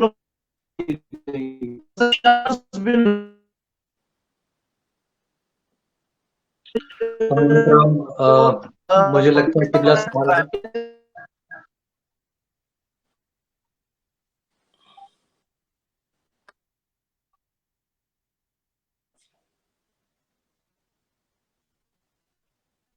مومنین اکرام معذرت خواہ ہیں، انٹرنیٹ کی پرابلم کی وجہ سے شاید علامہ صاحب سے ہمارا رابطہ جو کٹ چکا ہے. تو میں چلوں گا ناصر بھائی کی طرف. مومنین اکرام، ناصر بھائی کا، سید ناصر آباد جابری صاحب کا ایکسکلوسیو انٹرویو جو ہے وہ وزیر رسالت ٹی وی اور شیعہ ملٹی میڈیا کے نیٹ ورک پر دیکھ رہے ہیں. اگر آپ کا کوئی سوال ہو تو آپ ہمیں میسیجز کے تھرو بھیج سکتے ہیں، کیونکہ کال جو ہے وہ میں شاید نہ لوں کیونکہ ابھی ہمارے پاس کافی سوالات موجود ہیں. میں چاہوں گا ناصر بھائی آپ ہمارے ساتھ موجود ہیں. جی آپ کی آواز بھی آ رہی ہے، میں موجود بھی ہوں آپ کے ساتھ. ناصر بھائی آپ ہر سال 15 سے 20 ناصر بھائی آپ ہر سال 15 سے 20 مہمان پاکستان اور انڈیا سے جو ہے وہ سب کانٹیننٹ سے انوائٹ کرتے ہیں مجلس کے لیے، جن میں ذاکرین کرام، منقبت خوان اور نوح خوان موجود ہوتے ہیں. تو میں یہ پوچھنا چاہوں گا ان کے اخراجات جو ہے وہ آپ کیسے پورے کرتے ہیں؟ اتنی بڑی تعداد میں مومنین کی شرکت بھی ہوتی ہے اور علماء کرام اور ذاکرین اور منقبت خوان ہی موجود ہوتے ہیں، تو وہ کیسے آپ اس کو اور اخراجات کو آرگنائز کرتے ہیں؟ ہاں دیکھیں، اس میں ایک دن کی مجلس کا جو خرچ ہے یہ تقریباً کیا ایگزیکٹلی 55,000 پاؤنڈ ہے ایک دن. ابھی لاسٹ جو مجلس گزری ہے 55,700 تھا غالباً. تو یہ ایک دن کا خرچ آتا ہے اس مجلس میں.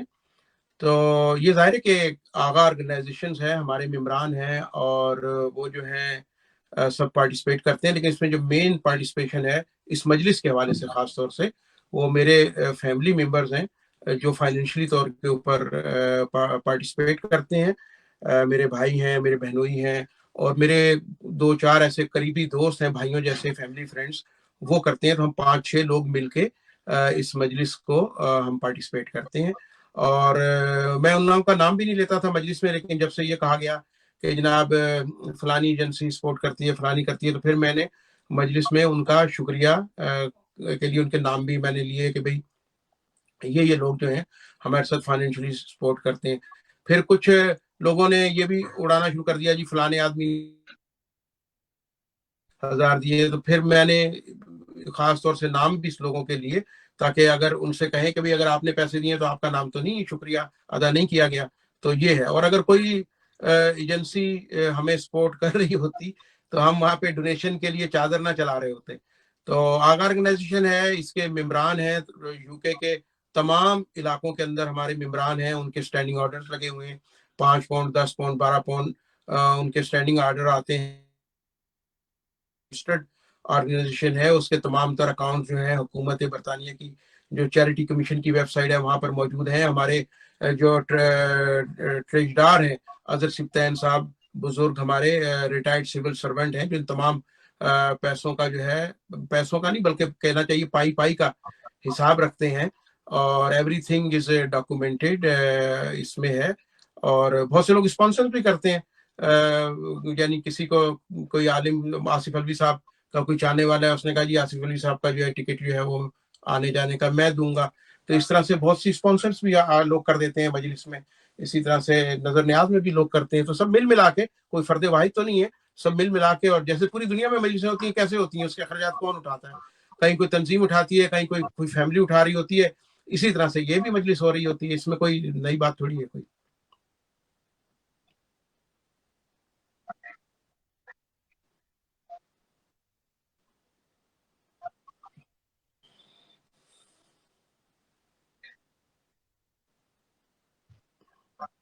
جی بہت شکریہ ناصر بھائی، ماشاءاللہ بڑے اچھے طریقے سے آپ نے جواب دیا. ناصر بھائی ایک اور سوال ہے، میں نے پہلے بھی منشن کیا تھا کہ ہم کسی ذاکر کے، کسی علماء کے خلاف نہیں ہیں. اکثر سوال یہ اٹھایا جاتا ہے، یہ سوال ایک بھائی نے ہمیں بھیجا ہے پاکستان سے. وہ پوچھتے ہیں کہ جب بھی کوئی ذاکر یا کوئی علماء آپ جو برطانیہ میں انوائٹ کرتے ہیں پڑھنے کے لیے، جیسے ہی وہ یہاں سے مجلس پڑھ کے جاتا ہے، انگلینڈ سے ہو کے جاتا ہے، تو وہ اپنے جو ریٹس ہوتے ہیں، جو فیس ہوتی ہے، ان کو جو وہ بڑھا دیتے ہیں. تو اس میں کتنی سچائی ہے؟ کیا واقعی ایسے جو ہے وہ سننے کو ملتا ہے آپ کو بھی؟ دیکھیں مجھے تو اس چیز کا علم نہیں ہے. اصل دیکھیں بات یہ ہے کہ کوئی بھی ذاکر کسی کو گن پوائنٹ پہ تو نہیں کہتا کہ جناب مجھے اتنے پیسے دیں. لوگ اپنی خوشی سے دیتے ہیں اور یہ سلسلہ چل رہا ہے. ورنہ ذاکر تو کوئی بائی فورس تو کوئی کسی سے پیسے نہیں لے سکتا نا. تو اصل میں اعتراض وہ لوگ کرتے ہیں کہ جو نہ مجلس کرواتے ہیں، نہ پیسے دیتے ہیں، نہ لیتے ہیں. جو بیچارے دیتے ہیں وہ دے کے مطمئن ہیں، دے کے خوش ہیں. میرے ایک بڑے اچھے دوست ہیں، وہ مجلس کرواتے ہیں، بہت بڑی مرکزی مجلس کرواتے ہیں. انہوں نے لفافہ بنایا ہوا، میں ان کے برابر میں بیٹھا ہوا. جیسے ہی مجلس ختم ہوئی، ذاکر صاحب نے مجلس ختم کی، انہوں نے جیب سے نکالے اور پتہ نہیں 5000 تھے یا 7000 تھے، اور لفافہ کھول کے اور اس میں ایڈ آن کیے. تو یہ پچھلے سے پچھلے سال کی بات ہے. میں نے ان سے پوچھا کہ کیا آپ نے پیسے اور ایڈ کیے؟ کہ مجلس ہڈی سونی پڑ گیا. تو بس یعنی اس کے جذبات، ان کے بانیان کیسے ہوتے ہیں کہ وہ خود مولا کے ذاکرین کو دیتے ہیں. تو ایسا نہیں ہے، کوئی بھی نہیں ہے. اور میں تو ذاکرین سے بھی کہتا ہوں کہ جو امیر لوگ ہیں ان سے نیاز اپنی مرضی کی لیں، اور جو غریب لوگ ہیں ان سے نیاز سب پڑھے لکھے ہیں، سب سمجھدار ہیں ماشاءاللہ. ہمارے جتنے بھی ذاکرین آتے ہیں سب ماشاءاللہ بڑے خلوص والے، بڑے محبت والے، اور بڑے خلوص دل سے مولا کا ذکر کرنے والے ہیں. لیکن یہ ہے کہ ذاکرین کم ہیں اور مولا کی مجالس بہت زیادہ ہیں. تو ظاہر ہے کہ اب گنتی کے 20 ذاکر ہیں جو ذاکر یا خطبہ یا وہ ہیں، وہ کہاں مجلسوں کو کور کریں. تو اب وہ جب نہیں پڑھ پاتے تو مقصد ان کے اوپر الزامات لگتے ہیں. ورنہ ایسا نہیں ہے، الحمدللہ بہت اچھے طریقے سے مولا کا ذکر یہ جو ہے وہ کرتے ہیں ذاکرین. یہ خدا داد اور صلاحیت ہے. جناب سیدہ جو ہیں وہ اپنے لال کے ذاکرین جو ہیں وہ خود چنتی ہیں. ہم ان میں جو برائیاں دیکھتے ہیں وہ ظاہری نظر سے برائیاں دیکھتے ہیں کہ کوئی بھی شخص جو ہے وہ معصوم نہیں ہے. لیکن آل محمد کو ان میں کیا اچھائی نظر آتی ہے وہ جناب سیدہ جانتی ہیں کہ انہوں نے اس کو اپنے لال کے ذکر کے لیے جو ہے وہ چن لیا ہے. اور ان کی دیکھیں بہت سے لوگ ہیں پورا کربلا کا واقعہ بیان کر جاتے ہیں، شہادت، آنکھ میں ایک آنسو نہیں آتا ہے وہ. لیکن وہی ذاکر ہے کہ وہ ایک دوڑا پڑتا ہے اور آنکھیں بے اختیار جو ہیں شمار ہو جاتی ہیں. تو یہ ایک ذکر کی جو ہے وہ ہے اثر ہے جو جناب سیدہ دیتی ہیں زبان کے اندر. تو اور یہی ہے کہ جو جب ذاکر پڑھتے ہیں तो लोग खींचे चले आते हैं उनको सुनने के लिए, खींचे चले आते हैं उनको सुनने के लिए।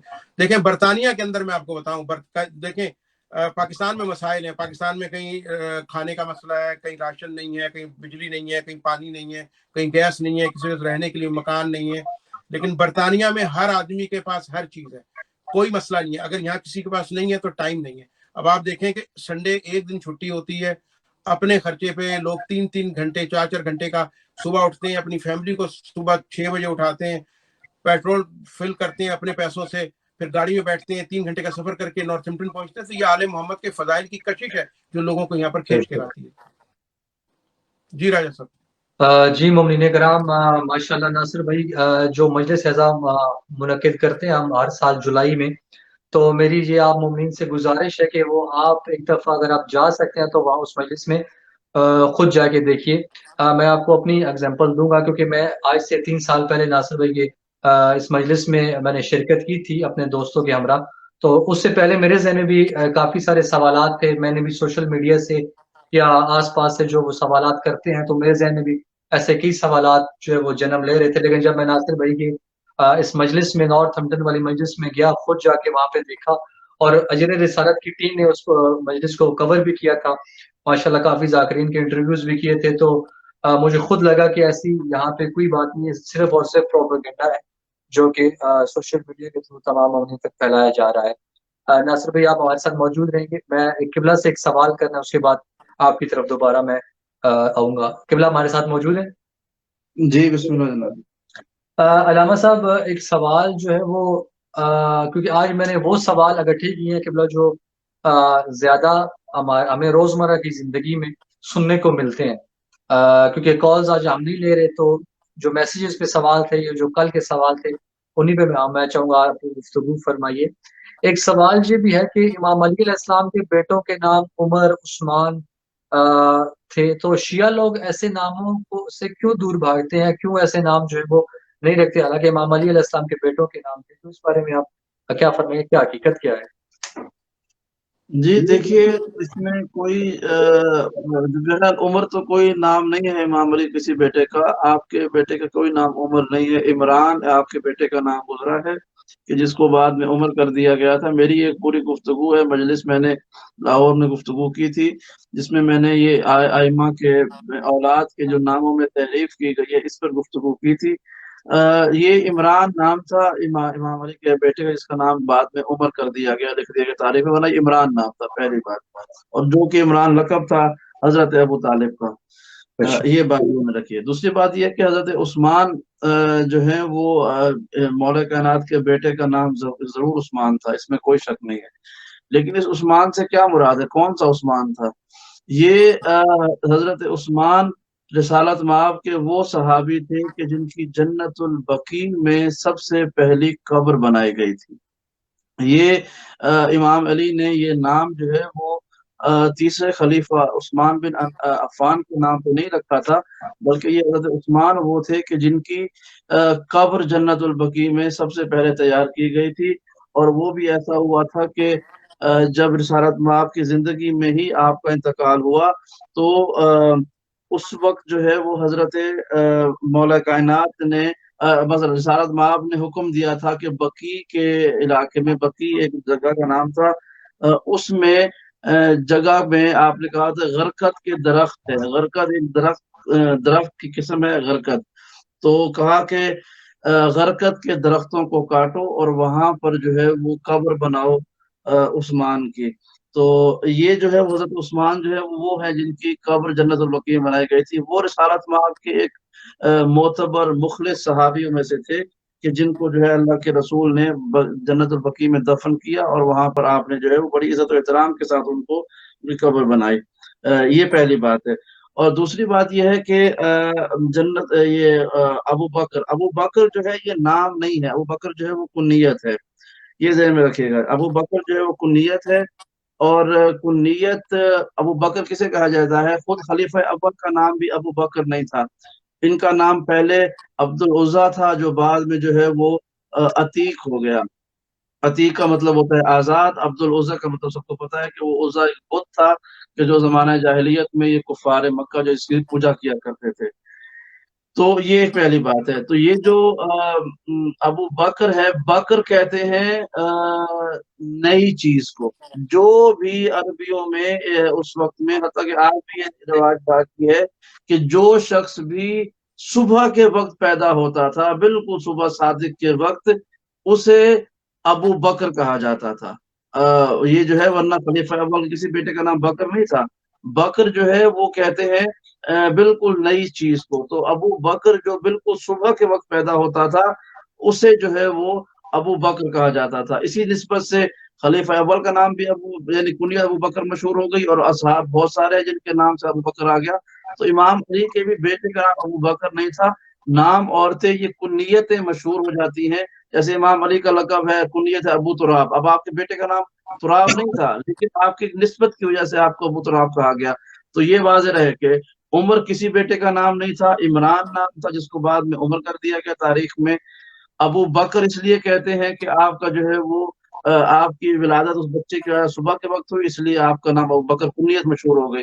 اور عثمان اگر کسی کا نام رکھا ہمارے ائمہ نے، تو وہ حضرت عثمان بن مظعون کے اوپر رکھا. حضرت عثمان بن مظعون وہ شخصیت جنت البقیع میں سب سے پہلے دفن ہوئے تھے، ان کے اوپر رکھا گیا، نہ کہ کسی اور عثمان کے نام پہ رکھا گیا.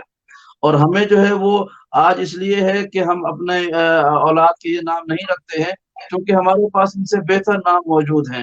ان سے بہتر نام سے مراد یہ ہے کہ کیا وہ امام حسین کا وہ جملہ کسی کو یاد نہیں ہے کہ جب آپ سے سوال کیا گیا کہ امام آپ اپنے ہر بیٹے کا نام علی رکھتے ہیں، علی اکبر ہے، علی اوسط ہے، یعنی امام العابدین کا نام جو تھا وہ علی اوسط تھا، پھر علی اصغر ہے، تو کہا کہ آپ اپنے بیٹے کا نام علی کیوں رکھتے ہیں اور اپنی سب بیٹیوں کا نام فاطمہ کیوں رکھتے ہیں؟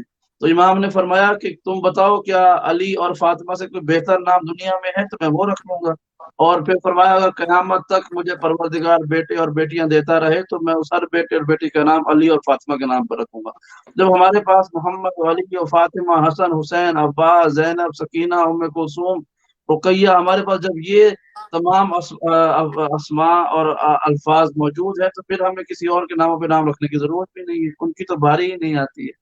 جی ماشاءاللہ، یہ فکرہ جو ہے وہ علامہ ضمیر اختر نقوی صاحب کا کافی آج کل سوشل میڈیا پہ وائرل ہوا ہے قبلہ کی ان کی تو باری نہیں آتی ماشاءاللہ.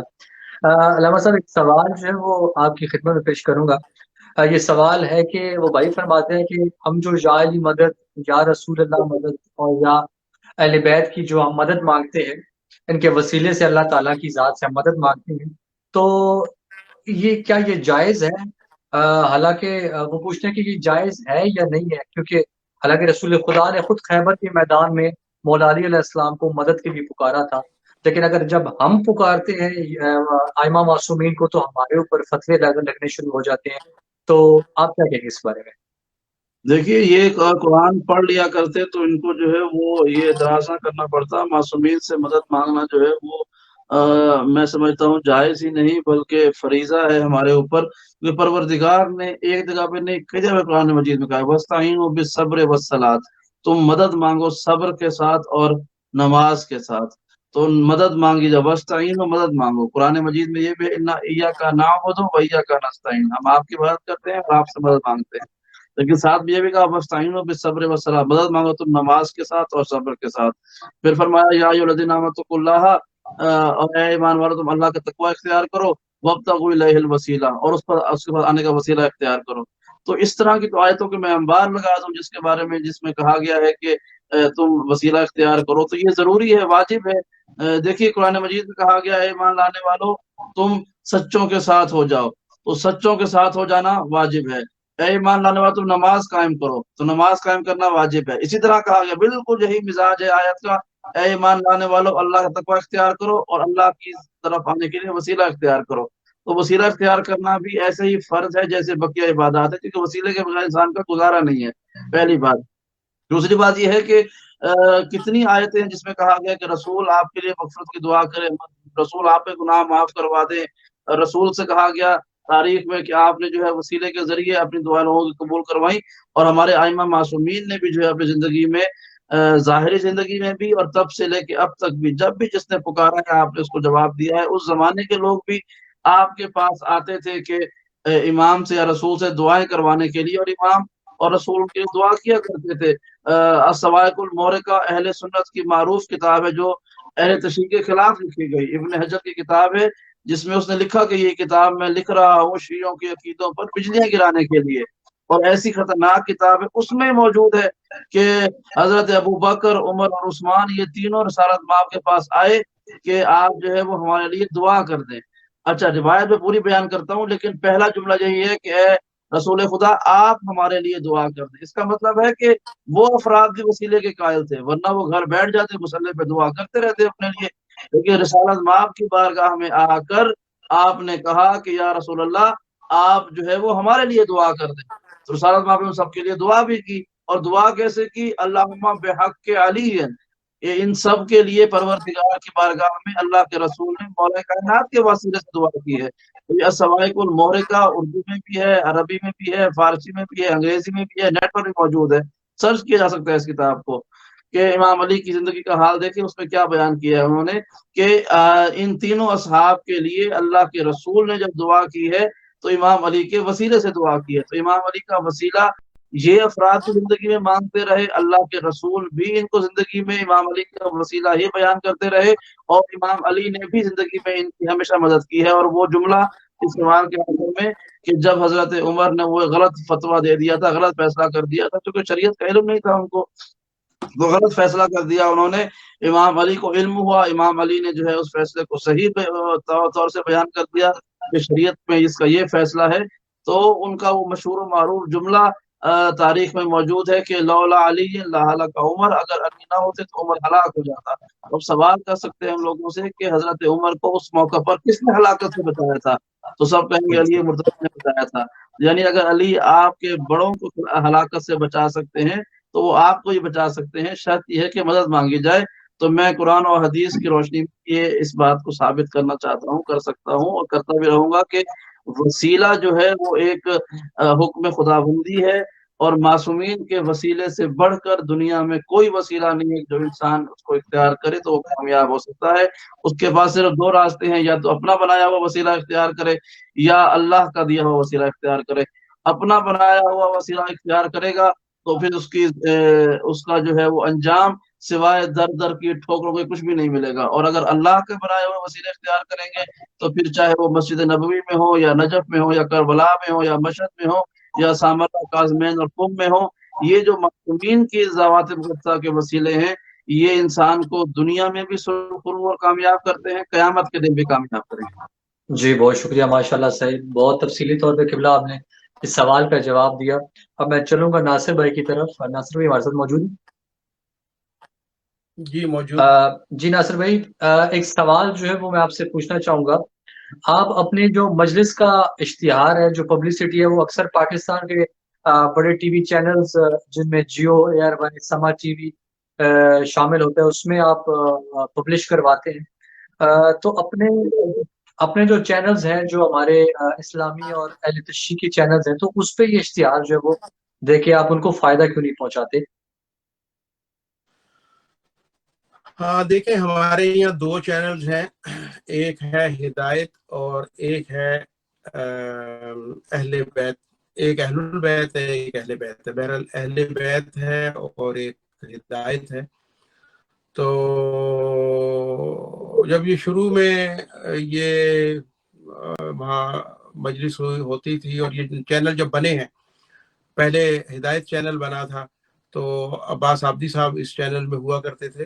وہ ہمارے آئے تھے، انہوں نے اس چینل کے لیے اپیل بھی کی اور ہر مہینے نکلتے رہے، ابھی بھی نکلتے ہیں.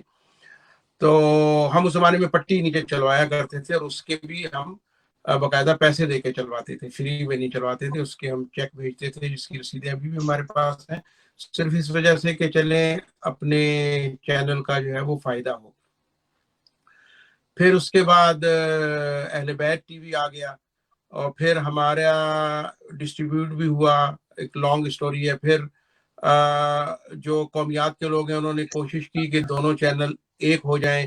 اس میں ہمارے آغا آرگنائزیشن کے ٹرسٹی جناب شمس کنانی صاحب پیش رہے، ان کے گھر پہ اس سلسلے کی میٹنگز بھی ہوئیں.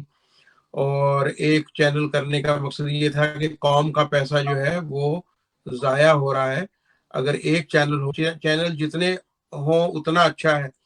تو اس پہ ہمارا موقف یہ تھا کہ بھی چینل 12 اماموں کے نام کے آپ 12 چینل رکھ لیں، لیکن وہ پھر اپنے خرچے پہ چلائیں, قوم کے اوپر بوجھ نہیں پڑنا چاہیے. اگر آپ چندہ لے کے چلا رہے ہیں تو دیکھیں پہلے وکٹون ہوا کرتا تھا, پھر ڈی ایم آ گیا, پھر اب تو اتنے سارے چینلز آ گئے ہیں, پھر سوشل میڈیا ویورز جو ہیں وہ کم سے کم ہوتے چلے جائے گا. ایک وقت میں دونوں چینل تو ظاہر ہے کہ ممکن نہیں کہ کوئی دیکھ سکے, تو پوری کوشش ہوئی کہ ایک چینل ہو جائے, بہرحال وہ نہیں ہو سکا. اس کے بعد پھر ہمارے انہوں نے کہا کہ مجلس نے منع کر دیا ہے, آپ کی کوئی نیوز کوئی خبر کچھ بھی نہیں لگے گا. پھر ہم نے مجلس علماء شیعہ یورپ سے جب رابطہ کیا, انہوں نے کہا کہ بالکل ایسی بات نہیں ہے, ہماری طرف سے تو کوئی منع نہیں ہے. پھر ہم نے ٹی وی والوں سے رابطہ کیا, انہوں نے کہا نہیں جی انہوں نے منع کیا, ان سے کہیں لکھ کے دیں. تو پھر اپنے جو مجلس علماء شیعہ یورپ کے پریزیڈنٹ ہیں مولانا علی رضا شاہ نام ہے نا ان کا, مولانا علی رضا صاحب, انہوں نے پھر باقاعدہ لکھ کے بھی دے دیا مجھے کہ بھئی ہماری طرف سے تو کوئی منع نہیں ہے. لیکن اس کے باوجود بھی وہ ساری کرسپونڈنس اور ساری چیزیں میرے پاس موجود ہیں, اس کے باوجود بھی ان لوگوں نے ہماری مجلس کا نہیں لگایا. بلکہ یہاں بھی ہوا, ایسا بھی ہوا کہ کوئی اگر انتقال فوتگی بھی ہوگی نارتھ ہمپٹن میں, تو نارتھ ہمپٹن کا این سن کے یہ لوگ غائب ہو جاتے ہیں. بہرحال یہ ہمارے دونوں اپنے ادارے ہیں اور ہمیں چاہیے کہ ان دونوں اداروں کو ہم مضبوط کریں, اور کیونکہ یہ کسی فرد واحد کی نہیں ہے, اور اللہ تعالیٰ اور ان میں بہتری لائے, شعور دے. لیکن اس کے بعد پھر انہوں نے منع کر دیا, تو اب ظاہر ہے کہ اب تو دنیا ہی چینج ہو گئی, اب تو سوشل میڈیا کا زمانہ آ گیا. اب ٹی وی سے زیادہ ہے, صوفہ چاہیے, کمرہ چاہیے, گھر چاہیے, ہاتھ میں ریموٹ چاہیے, ریلیکسیشن ٹائم چاہیے, پھر آپ ٹی وی دیکھیں گے. سوشل میڈیا میں ایسا ہے کہ آپ صبح سو کے اٹھتے ہیں تو تکیے کے نیچے سے فون نکال کے دیکھتے ہیں کہ آج کیا نئی پوسٹ لگی ہے. ٹی وی کے اوپر ایک پروگرام, ایک سلائڈ چلتی ہے, وہ چل کے ختم ہو جاتی ہے, سوشل میڈیا پہ رہ جاتی ہے, آپ بار بار اس کو دیکھ سکتے ہیں.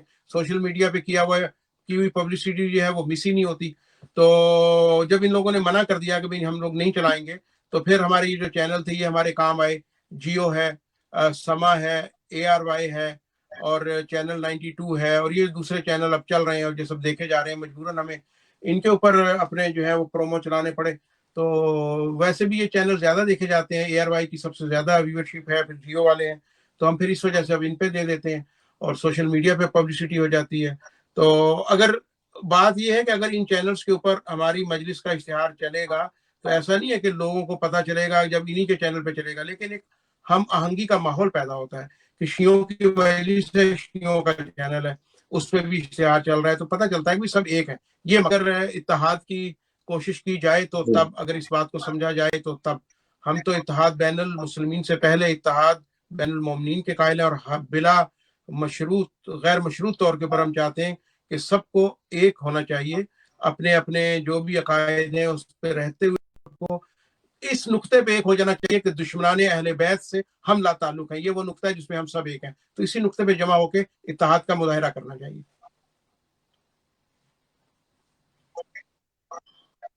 جی بہت شکریہ ناصر بھائی. بس میرے آخری 2 سوال جو ہیں وہ آپ کی خدمت میں پیش کروں گا, شارٹ جو ہے وہ ان کے جوابات جو آپ دے سکتے ہیں. سب سے پہلے تو یہ سوال ہے کہ اس سال جو ہے مجلس کا انعقاد ہوگا کرونا کی وجہ سے, کیونکہ پرابلمز UK میں کافی ہیں, تو آپ کیا کہتے ہیں اس بارے میں؟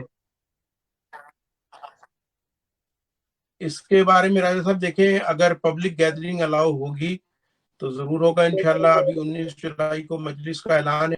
دیکھیں جولائی میں اگر 5 جولائی 6 جولائی سے پبلک گیدرنگ کی اجازت مل جاتی ہے, ظاہر ہے کہ جب ان کے پب کھلیں گے, کلب کھلیں گے, فٹ بال کے میچز کھلیں گے, پبلک گیدرنگ کھلے گی, تو اسی صورت میں مجلس ہوگی. لیکن ہم نے احتیاطاً جو وینیو ہے, کیونکہ ظاہر ہے کہ ہمارے سارے پروگرام تو امام بارگاہ دعائے زہرا میں ہوتے ہیں, لیکن یہ واحد ایک مجلس ہے کہ ظاہر ہے کہ جو کسی چھوٹی جگہ پہ نہیں ہو سکتی, اس کے لیے ارینا ہم لوگ بک کراتے ہیں, جس میں آپ کو پتا ہے کہ 2 بہت بڑے اور وسیع ہال ہیں. ایک میں لیڈیز ہوتی ہیں, ایک میں جینٹس ہوتے ہیں, پھر باہر ایک پورا پنڈال ہے جہاں نظر نیاز کا ہے, اس کے گراؤنڈ تک. تو وہ ہم نے احتیاطاً اگست کے جو سنڈیز ہیں, جو اتوار ہے, وہ بھی بک کرا دیا ہے, تاکہ اگر پبلک گیدرنگ الاؤ نہ ہوئی جولائی میں اور اگست میں انشاءاللہ الاؤ ہو گئی, تو ہم پھر مجلس اگست کی کوئی بھی اتوار کر لیں گے, محرم سے پہلے کا کوئی بھی اتوار رکھ لیں گے. So this all depends upon the situation انشاءاللہ. جی بہت شکریہ ناصر بھائی. جی مومنین کرام, آپ نے ناصر بھائی کی گفتگو سنی. مجلس کے بارے میں یہ بتا رہے تھے کہ انشاءاللہ جلد آپ کی خدمت میں جو ہے وہ جیسے ہی حالات جو بہتر ہوتے ہیں کرونا کی وجہ سے, تو آپ کی خدمت میں وہ اشتہار جو ہے وہ پیش کر دیا جائے گا۔ ناصر بھائی، میرا آپ سے آخری سوال ہے، کیونکہ کافی ٹائم آپ کا میں نے لے لیا ہے، روزہ بھی ہے، افطاری کا ٹائم بھی ہونے والا ہے۔ آخر میں آپ کیا پیغام دینا چاہیں گے بانیان کے لیے، ذاکرین کو آپ کیا پیغام دینا چاہیں گے، اور ماتمی حضرات کے لیے شارٹ میسج ہے ان تینوں کے لیے؟ آپ میں چاہتا ہوں کہ آپ ان جی کو ایک جی پیغام جی دیجیے۔ بانیان تو ماشاءاللہ مولا ان کو بانیان کو مزید خرچ اخراجات کرنے کی توفیق عطا فرمائے، بڑے خلوص دل سے بانیان مجلس کا اہتمام کرتے ہیں۔ لیکن ایک چیز جو میں نے نوٹ کی ہے، اور اچھا وہ آپ نے کہا کہ جو مجلس کا اشتہار بنانا فلاں فلاں فلاں ذاکرین، پر نیچے لکھتے ہیں خطاب فرمائیں گے، یہ بالکل غلط جملہ ہے، خطاب فرمائیں گے۔ ہمیشہ سے اگر آپ آج سے 20 25 30 سال پرانے جا کے اشتہار دیکھیں، جب مولانا قبلہ حضرت سنزیدی صاحب، مولانا مولوی اسماعیل دیوبندی صاحب اور علامہ رشید ترابی صاحب مجلس سے پڑھا کرتے تھے، تو لکھا جاتا تھا فضائل و مصائب آل محمد بیان فرمائیں گے۔ تو اصل میں جن لوگوں کو فضائل اچھے نہیں لگتے، شاطرانہ انداز سے اس جملے کو تبدیل کر دیا۔ خطاب ہوتا ہے، لیکچرز کے اندر خطاب ہوتا ہے، سیاسی جلسوں کے اندر خطاب ہوتا ہے، سیمینارز کے اندر۔ مجلس جو ہے، مجلس ازا، جو لفظ ازا ہے وہی یہ بتا رہا ہے کہ یہاں ذکر محمد و آل محمد ہوگا۔ تو وہاں ہمیشہ جو اشتہار چھاپیں تو وہاں لکھیں کہ فلانا سا مجلس ازا سے فضائل و مصائب محمد و آل محمد بیان فرمائیں گے۔ اور جو ذاکرین عظام ہیں، ان سے میں یہی کہوں گا کہ بہت اچھے طریقے سے آپ رہیں، آپ ایک آئیڈیل ہیں اور رول ماڈل ہیں، تو آپ کا ہر انداز ایسا ہونا چاہیے کہ لوگ آپ سے جو ہے وہ کچھ نہ کچھ سیکھ کے جائیں۔ اور دوسرا جو لوگ اعتراض کرتے ہیں ہمارے ذاکرین پہ، خاص طور کے جو ذاکرین کھڑے ہو کے سرے لگاتے ہیں، تو بھائی ہر علاقے کا اپنا اپنا رسم و رواج ہوتا ہے۔ آپ لکھنؤ میں چلے جائیں، انڈیا میں چلے جائیں، وہاں بھی 10 12 لوگ بیٹھ کے سوز دیتے ہیں، اس کو سوز خانی کہا جاتا ہے۔ تو یہ اپنا اپنا انداز ہے۔ ایک زمانہ تھا کہ مولا علی کا نام لیا جائے تو آپ کو قتل کر دیا، لوگ اپنا نام علی نہیں رکھتے تھے، لوگ تقیے میں چلے گئے تھے۔ تو اس کے بعد جب لوگوں نے ہجرت کی تو پوچھا ائمہ سے کہ ہم اسی علاقوں میں جا رہے ہیں تو ہم کیا وہاں پہ پیشہ اختیار کریں؟ تو مولا نے فرمایا کہ تم کوئی بھی کام کرو جو حلال روزی کماؤ، لیکن اس سے پہلے کسی نہ کسی طریقے سے ہمارے ذکر کو اجاگر کرو۔ مقصد 90 سال تک اہل بیت اور مولا علی کے اوپر جو ہے وہ سب و شتم ہوتا رہا۔ تو آپ کو نہیں معلوم ہوگا، لیکن 30-35 سال پہلے پنجاب کے اندر، بلکہ پاکستان میں، انڈیا میں، اگر بندر نچانے والا ہے، ریچھ نچانے والا ہے، تو وہ بھی ڈگڈگی بجاتا تھا۔ جب لوگ سب جمع ہو جاتے تھے، کوئی ربائی سناتا تھا۔ یہ پرانے لوگ جانتے ہیں۔ بس کے اندر منجن بیچنے والا آتا تھا، پہلے ربائی سناتا تھا۔ پتلیوں کا تماشا ہوتا تھا تو پہلے وہ کوئی نہ کوئی مولا کی شان میں ربائی سناتا تھا۔ تو بڑی مشکل انداز میں لوگوں کو کسی نہ کسی طریقے سے آل محمد کا پیغام پہنچانے کی ہدایت کی گئی ہے۔ تو وہ اٹریکٹیو وے ہونا چاہیے۔ اسی لیے ذاکرین جو ہے وہ اگر سر لگاتے ہیں، اب جھنگ کے کسی گاؤں میں جا کے آپ طالب جوہری صاحب سے پڑھوائیں تو ان کی سمجھ میں نہیں آئے گا۔ میں نے پہلے اپنے انٹرویو میں کہا تھا کہ یہ ذاکرین ہے، یہ آپ کی پرائمری ہے۔ یہ لوگوں کو اپنی کشش والے انداز سے کھینچ کے لاتے ہیں۔ جب یہ آ جاتے ہیں تو پھر آگے جو ہے نیکسٹ اسٹیپ جو ہے وہ علماء کا ہوتا ہے کہ ان کو فقہ سکھائیں۔ تو یہ اپنا اپنا انداز ہے، اس پہ بالکل اعتراض نہیں کرنا چاہیے۔ ہر علاقے کے اپنے اپنے رسم و رواج ہیں۔ اگر ہمارے ذاکرین سریلے ہیں تو اللہ پاک ان کو اور سر دے اور ان کی آواز میں کشش پیدا کرے تاکہ لوگ کھینچے چلے آئیں ان کی طرف۔ اور جو ماتمی ہے، آپ نے آخر میں بولا ماتمی وہ بے لوث طبقہ ہے کہ جو اپنے خرچے پہ جاتا ہے، اپنے خرچے پہ ماتم کرتا ہے، اپنے خرچے پہ آتا ہے۔ مولانا مولوی اسماعیل دیوبندی صاحب جو تھے وہ مجلس پڑھنے کے لیے جب ایک دفعہ تشریف لائے تو لوگ ان کے پاس آئے اور لوگوں نے ان سے کہا کہ یہ دیکھیں جی باہر ماتمی بیٹھے ہوئے ہیں، یہ ملنگ ہے، یہ ایسا ہی ویسا، خوب ان کی برائیاں کی۔ تو مولانا اسماعیل صاحب نے کہا کہ دیکھیں جیسے پاکستان میں 3 افواج ہیں، بحری، بری اور فضائی، سب کا اپنے بری جو ہے وہ زمین پہ، بحری جو ہے وہ سمندر میں، اور فضائی جو ہے وہ آسمان پہ اپنے ملک کا دفاع کرتی ہے۔ تو اسی طرح سے ہمارے یہاں بھی ہیں، مولانا ہے، عالم دین ہے، پھر ذاکرین ہے، اور پھر یہ مولر ہیں۔ آپ یہاں بیٹھے ہوئے ہیں، پنکھا چلا ہوا ہے، ابھی مجلس ختم ہوگی، آپ اپنے گھر چلے جائیں گے۔ انہوں نے تابوت اٹھانا ہے، انہوں نے سردی نہیں دیکھنی، انہوں نے گرمی نہیں دیکھنی، انہوں نے طوفان نہیں دیکھنا، انہوں نے بارش نہیں دیکھنی، ان کے اوپر پتھراؤ ہو ان کو کوئی فکر نہیں، انہوں نے جنازہ جو ہے منزل پہ پہنچا کے آنا ہے۔ تو یہ ان کی ڈیوٹی ہے، ان کو آپ کرنے دیں۔ تو ایسے علماء ہونے چاہیے، اور ایسے علماء ابھی بھی ہمارے اتحاد کی فضا کو جو ہے قائم کرتے ہیں، اور سب کو ایسا ہی کرنا چاہیے۔ ماتمیوں سے بس میری 2 ریکویسٹ ہے۔ ماتمی بڑے ڈاڈے بھی ہوتے ہیں، ان سے سب میری 2 ہی ریکویسٹ ہے، اگر ان کو برا نہ لگے۔ ایک تو یہ کہ جب مجلس ہو تو برائے مہربانی مجلس میں آ کے ضرور بیٹھا کریں۔ جب آپ فضائل آل محمد سنیں گے اور مسائل آپ سینے پہ ماریں گے تو وہ ایک اثر رکھے گا۔ آپ باہر جو لوگ بیٹھے رہتے ہیں، مجلس میں نہیں آتے، مجلس میں نہیں بیٹھتے، یہ ایک اچھی چیز نہیں ہے. ضرور مجلس میں آئیں. مجلس امام جعفر صادق علیہ السلام فرماتے ہیں کہ اگر ہم آپ کو بتا دیں کہ فرش اعضا پہ بیٹھنے کا کیا فضیلت ہے تو آپ سارے کام چھوڑ کے ڈھونڈیں کہ آج مجلس کہاں پر ہے. تو فرش اعضا پہ ضرور تشریف لائیں. پہلے مجلس سنیں, اس کے بعد یا حسین کی صدا جو ہے وہ اس کے ساتھ سوٹ کرتی ہے. دوسرا, جو زنجیر زنی کرتے ہیں ان سے میری گزارش ہے, ان سے 2 گزارش ہے ماتمیوں سے. ایک تو یہ ہے کہ پورا 9 دن جو ہے کالے کپڑے پہنے, لیکن عاشور والے دن سفید کپڑے پہن کے ماتم کریں. اس کی وجہ یہ ہے کہ عاشور جب ہوا تھا 10 محرم تو ہر طرف خون تھا, جو پتھر اٹھاتے تھے وہاں سے خون کی بارش ہوئی. تو اس دن ہر طرف خون جو ہے وائٹ کپڑے ویسے بھی کفن سے مشابہ ہے, غم سے مشابہ ہے. 2 رنگ جو ہے وہ غم کے ہیں, ایک بلیک اور ایک وائٹ. بلیک بھی غم سے مشابہ ہے اور وائٹ بھی غم سے مشابہ ہے, کیونکہ وائٹ کفن کا جو ہے وہ رنگ ہوتا ہے. تو وائٹ کپڑے پہن کے جو ہے وہ زنجیر کا ماتم کریں تاکہ خون جو ہے نظر آئے. لوگ کہتے ہیں نہیں جی یہ تو شو بازی ہے. بھائی یہ شو بازی ہے, دکھانا ہے تبھی تو ہم سڑک پہ ماتم کرتے ہیں, ورنہ بند کمرے کے اندر ہم لوگ ماتم کر لیں. وہ لوگ جو زنجیر شو مار دے کالے کپڑے, تو اب ہمارے ماتمیوں نے کالے کپڑے پہن کے ماتم کرنا شروع کر دیا ہے. تو میں کہوں گا کہ 10 محرم کو پرسا دیں کفن سے مشابہ ہو کے, وائٹ کپڑے پہن کے, اور زنجیریں بھی چھوٹی چھوٹی ہونی چاہیے. میں اتنے عرصے سے زنجیر کا ماتم کر رہا ہوں, آج تک نہ کوئی ٹانکا آیا نہ کچھ ہوا. تو زنجیر کا ماتم اگر آپ چھوٹی چھریوں سے کریں گے, لمبی لمبی زنجیریں ہوں, چھوٹی چھوٹی چھریاں ہوں, تو آپ دیر تک پرسا دیں گے. زنجیر زنی کریں گے, روتے جائیں گے, آپ ماتم کرتے جائیں گے, دیکھنے والا بھی متاثر ہوگا. اگر آپ بہت بڑی کوئی زنجیر, بہت بڑا کوئی وہ لے آئیں گے, ٹوکا تلوار, تو وہ ایک ہی دفعہ میں جو ہے وہ عبادت میں بھی آپ کو شارٹ ہو جائے گی, آپ انتظامیہ کو بھی تکلیف میں ڈال دیں گے اور اپنے لیے بھی پریشانی پیدا کریں گے. بہرحال یہ عشق ہے مولا کا, اس میں کچھ کہا نہیں جا سکتا, لیکن ریکویسٹ یہی ہے کہ چھوٹی زنجیریں سے ماتم کریں, دیر تک کریں, سفید کپڑے پہن کے کریں, اور مجلس میں ضرور شرکت فرمائیں. شکریہ.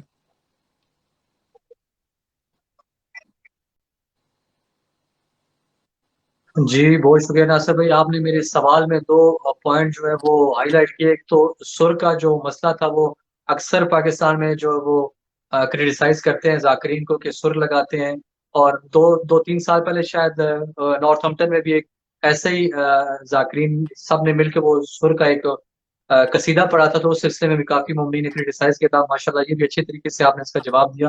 اور دوسرا, اندر مومنین کرام جب نارتھ کی مجلس ہوتی ہے تو کافی مومنین باہر اکٹھے کھڑے ہوتے ہیں, وہ سگریٹ پی رہے ہوتے ہیں یا کھانا کھا رہے ہوتے ہیں یا گیدرنگ کر رہے ہوتے ہیں.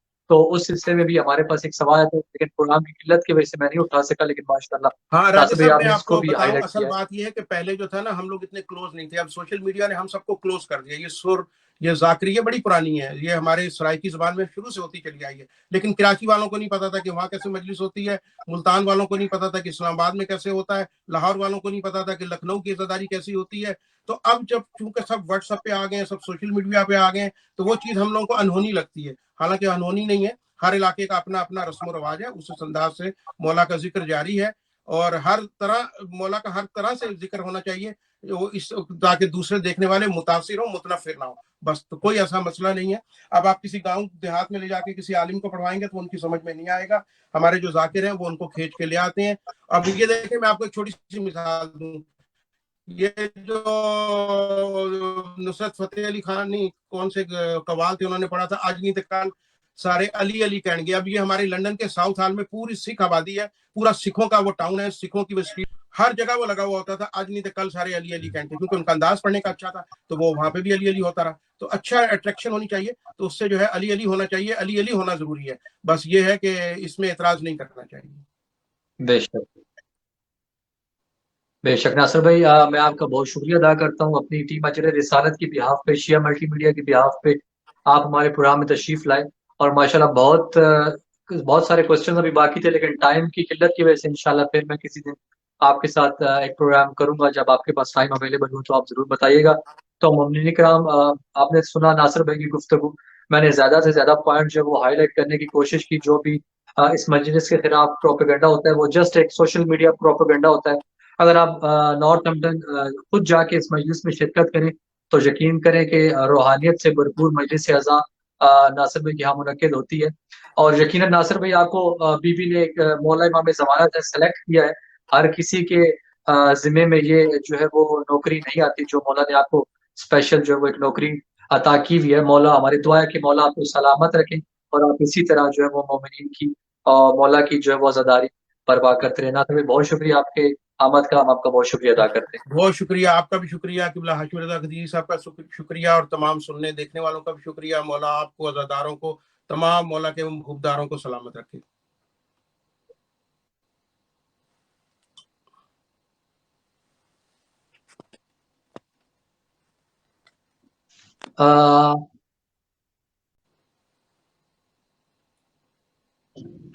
जी मोमिन इकराम, ये आपने सैयद नासिर अब्बास जाफरी साहब की नॉर्थ लंदन से गुफ्तगू समात फरमाई।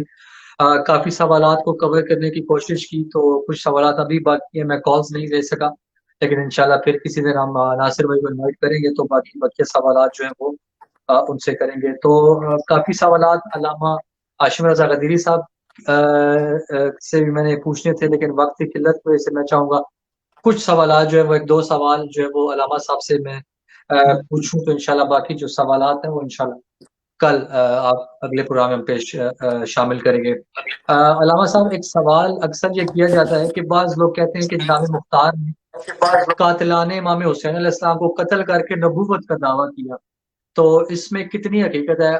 गोया आप इसका जवाब दे चुके हैं पहले जब जनाब मुख्तार की शहादत का दिन था, लेकिन मैं चाहता हूँ कि दोबारा जो उन्होंने पूछा, तो मैं चाहूँगा मुख्तसरन आप इस पे जरा रोशनी डालिएगा। नहीं, ऐसी हरगिज कोई बात नहीं है। देखिए, जनाब मुख्तार जो है वो चौथे इमाम की तायद के साथ ही आपने ये कयाम किया। ये तमाम बातें अगेन वही हैं कि जिनके आबा व अजदाद को कत्ल किया, जनाब मुख्तार ने बदला लिया, करबला का इंतकाम लिया, तो उन लोगों ने गम गुस्से में आकर ना मुख्तार के ईमान पर बात कर सके, ना किसी और बात पर, तो उन्होंने फिर मुख्तार के इस अमल को उन्होंने इशू बनाया, हालांकि ये अमल उन्होंने किया ही नहीं था।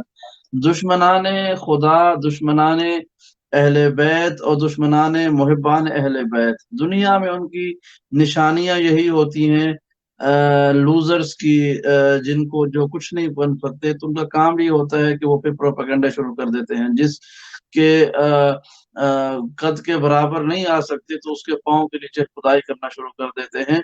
तो ये वो अफराद थे कि जिन्होंने जो है वो देखा कि जनाब मुख्तार का नाम हो गया है, उन्होंने कातलान इमाम हुसैन से बदला ले लिया है, बहुत से अफराद को कत्ल कर दिया है, तो अब कहा कि हम क्या करें। कहा मुख्तार की किरदार कुशी करो, मुख्तार को बुरा बना दो, लोग मशकूक हो जाएंगे। और वो उसमें जो है वो मसरूफ हो गए। जनाब मुख्तार के बारे में कभी कहा कि इमाम के तायद के बगैर काम किया, कभी कहा कि नबूवत का दावा किया, ताकि मुख्तार की शख्सियत को डैमेज हो जाए। तो दुनिया में जब भी कोई आपको किसी अच्छे काम करने वाले के खिलाफ प्रोपेगेंडा करता नजर आए, समझ लीजिएगा कि ये वही फिक्र है बनी उमैया और बनी अब्बास की, जो है वो दस्तरखानों में पलने वाले अफराद हैं, जिनके बदन में वो हराम के लुक्मे मौजूद हैं कि जो अच्छा काम ना खुद कर सकते हैं, ना किसी को करता हुआ देख सकते हैं।